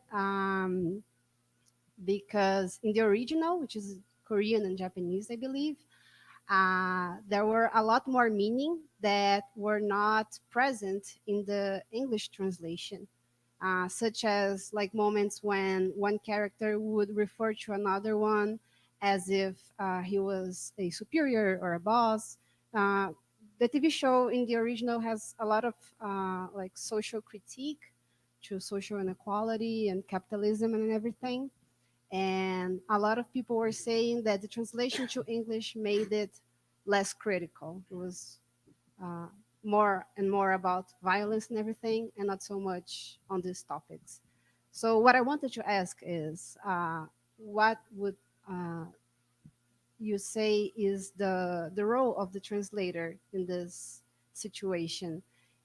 Should it try to be objective, or is it a margin of personal beliefs and personal choices on situations like this? I'm not familiar with the series, so I'm just going from what you're telling me. One of the things that we have to remember is that captioning or subtitling for film and TV series and the like has a whole set of technical challenges that are very different than, let's say, literary translation. Some of these are also institutional. You're not just like you working with your publisher. It's usually a team of translators, and they're working with the the film company or Amazon or what have you. So there's a lot more of like decision by committee. But there's another fundamental challenge when you're translating for either the big screen or the small screen. One, you have the finite size of the bottom of the screen or the top of the screen, and you have moving images. So you have to get the idea across. I used to watch, I would fly like from United States to Japan, 14 hours going, 12 hours, I think, coming back. You watch a lot of movies when you're sitting there in a tin can 30,000 feet over the ocean. And I would watch these action films, like Hollywood action films. And they would usually have Mandarin subtitles, which I only studied a very little bit. And I'd say, oh, this is great. I understand everything. How smart. I'm so smart. No, you're not smart. It's because the captions have to be read quickly. It's for kids, not just for adults. And so they were just trying to get the basic point across. You know, he said this, she did that, etc., etc. So one of the problems with subtitling, and if you want to do this as an exercise at home, put on the subtitles and the dubbed version simultaneously and watch how different they are. There's a finite limit to what you can say, even before you get to a question of like social commentary or political critique or something like that. There's a finite amount of time you have to get the point across. That may be part of it. But it also may just be, and this happens all the time in translation, especially with film, they just say, the American audience doesn't know, they don't care, they just want to, watch for the action, which is it's a patronizing view of the audience, needless to say. But I'll just give you a very quick example. In 1956, there was a film by director Honda Shiro, I believe is his first name, who made the film Gojira, which we know today as Godzilla. An American company bought the film, and rather than just translate it and say, let the film speak for itself, they decided it wouldn't succeed as a pure, just film, subtitled, etc. After all, the United States and Japan had fought a war not that long ago. They thought we better, put an American actor into it. So they did. So they hired an American actor, a marquee star, and they shot film of him with Japanese American extras, and they recut the film. They made it shorter. They changed the plot a little bit. They de-emphasized that Godzilla was about a political commentary about nuclear testing in the Bikini Atoll Islands, and that there were Japanese fishermen who had been stricken with radiation poisoning for being proximate. They hadn't been warned that this was going to happen, etc., etc. So the point being, adaptation in that case was an example of not mistranslation, but a fundamental reinterpretation or redeployment of the narrative. So we get all these different nuances. There's a lot, there's a continuum, I would say, between adaptation and translation. And what you're describing and the question about censorship, I think kind of fall within those boundaries. Mais uma.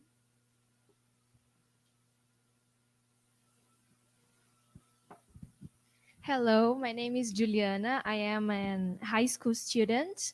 And my question to you, Professor, is basically in classical novels, do you, as a translator, prefer to translate a book to be such a similar as the original version, or to make it more understandable and close to our reality or the reality of the public?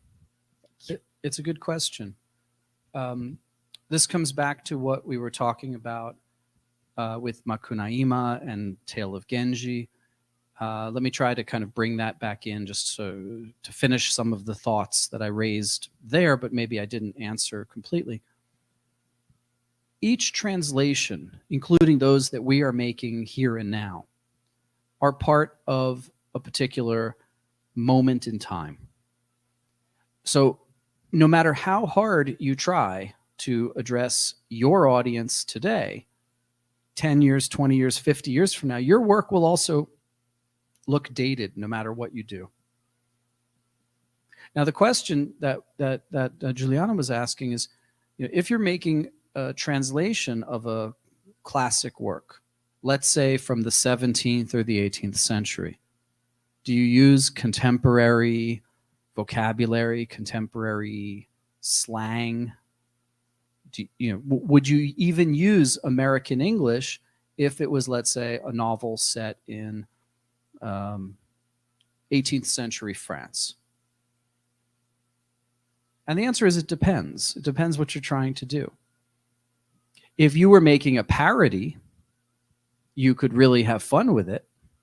One of these like Machado de Assis and the Zombies or something. There's that style. But if you're trying to do a faithful translation, what Pound would tell us is capture the tone, capture the meaning, and then stop. Don't be cute. Don't be funny. Don't try to pander to your audience. Try to capture what the artist, the poet, the novelist's original intention was. It doesn't mean that everything has to sound.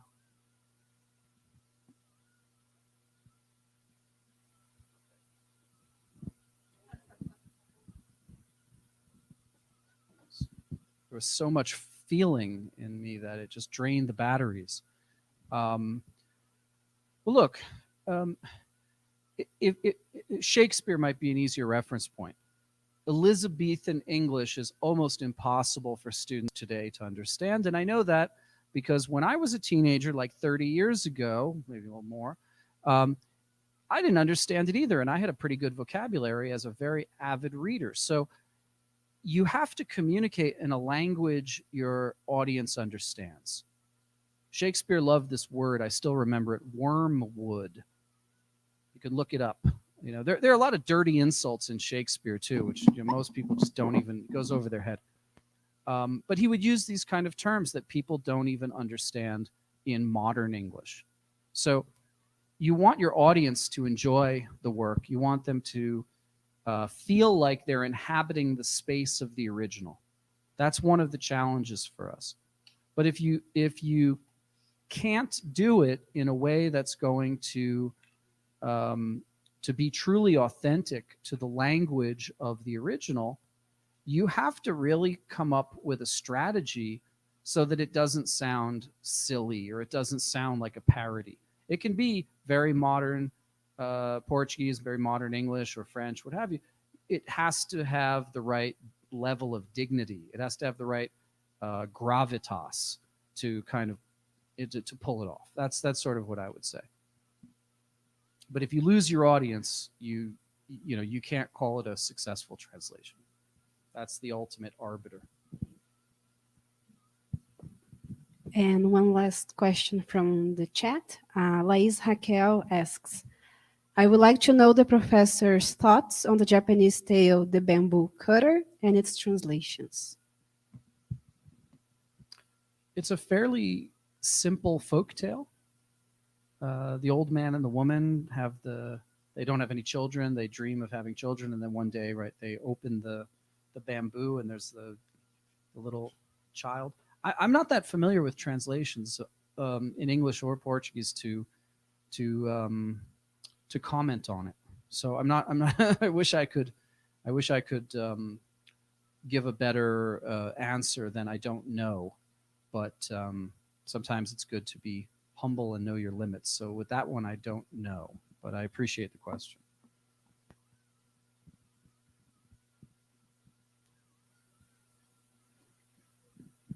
Antes de passar para a professora Mônica, eu gostaria, professor, primeiro de agradecer e de mencionar que me pareceu muito... Ao menos eu gostei muito de ver que tem, de certa forma, um Discovery Channel. Quando você explicava sobre os 3 poemas, a questão ali do pássaro, né? do crown, do corvo, e também da cicade.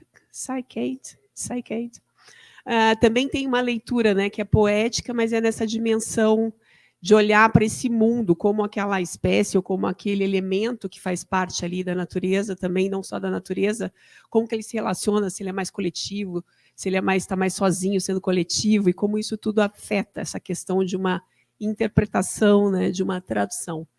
Então, esse é um aspecto. E outra coisa que, para mim, transpirou desde o início da sua fala, e eu fiquei pensando o quanto talvez também seja dessa função de tradução, né, dessa profissão, ou dessa, enfim, transpira uma ética muito profunda na maneira como você apresenta, né, desde como tratar questões de uma língua, de um idioma a outro, né, mas esse cuidado também, toda a sua fala em relação às coisas.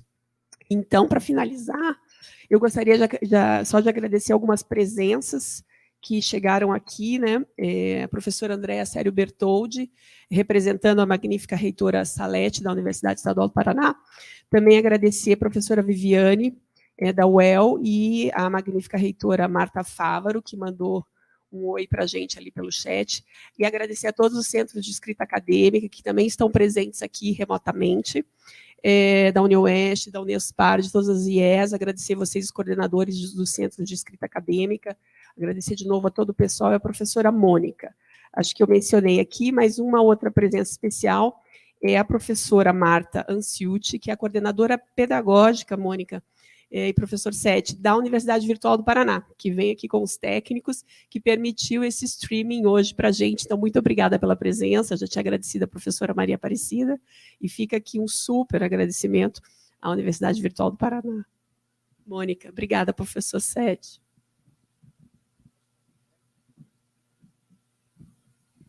Bom, eu também agradeço, né, faço coro aqui à Marila, agradeço a presença de todos e todas, agradeço a professora também, a todos que estão nos assistindo também virtualmente.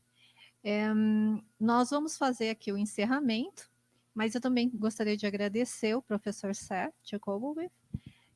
Eu o conheci em 2020, mas já conhecia o trabalho dele e me tornei meio que fã, né, do trabalho dele, queria muito que ele viesse para cá um dia, e aí, como surgiu essa oportunidade, eu achei fantástico, né, da gente poder compartilhar, fiquei muito feliz com a presença de todos, e eu acho que foi uma tarde bem agradável, né, eu pelo menos não senti 3 horas, espero que vocês também não, e eu acho que é isso, né. Agradeço também aos técnicos que estão aqui, o fotógrafo, né, os monitores, os meus bolsistas, tudo mais. E Marila, né, claro, também pela ajuda, pela organização e tudo mais. E a Larissa, né? Ok. Pessoal, se alguém não assinou a lista ainda, por gentileza, assinem para receberem a certificação, tá? E o termo de uso também de imagem. Tá? Então, mais uma vez, gostaria de pedir uma salva de palmas para o nosso convidado, professor Seth.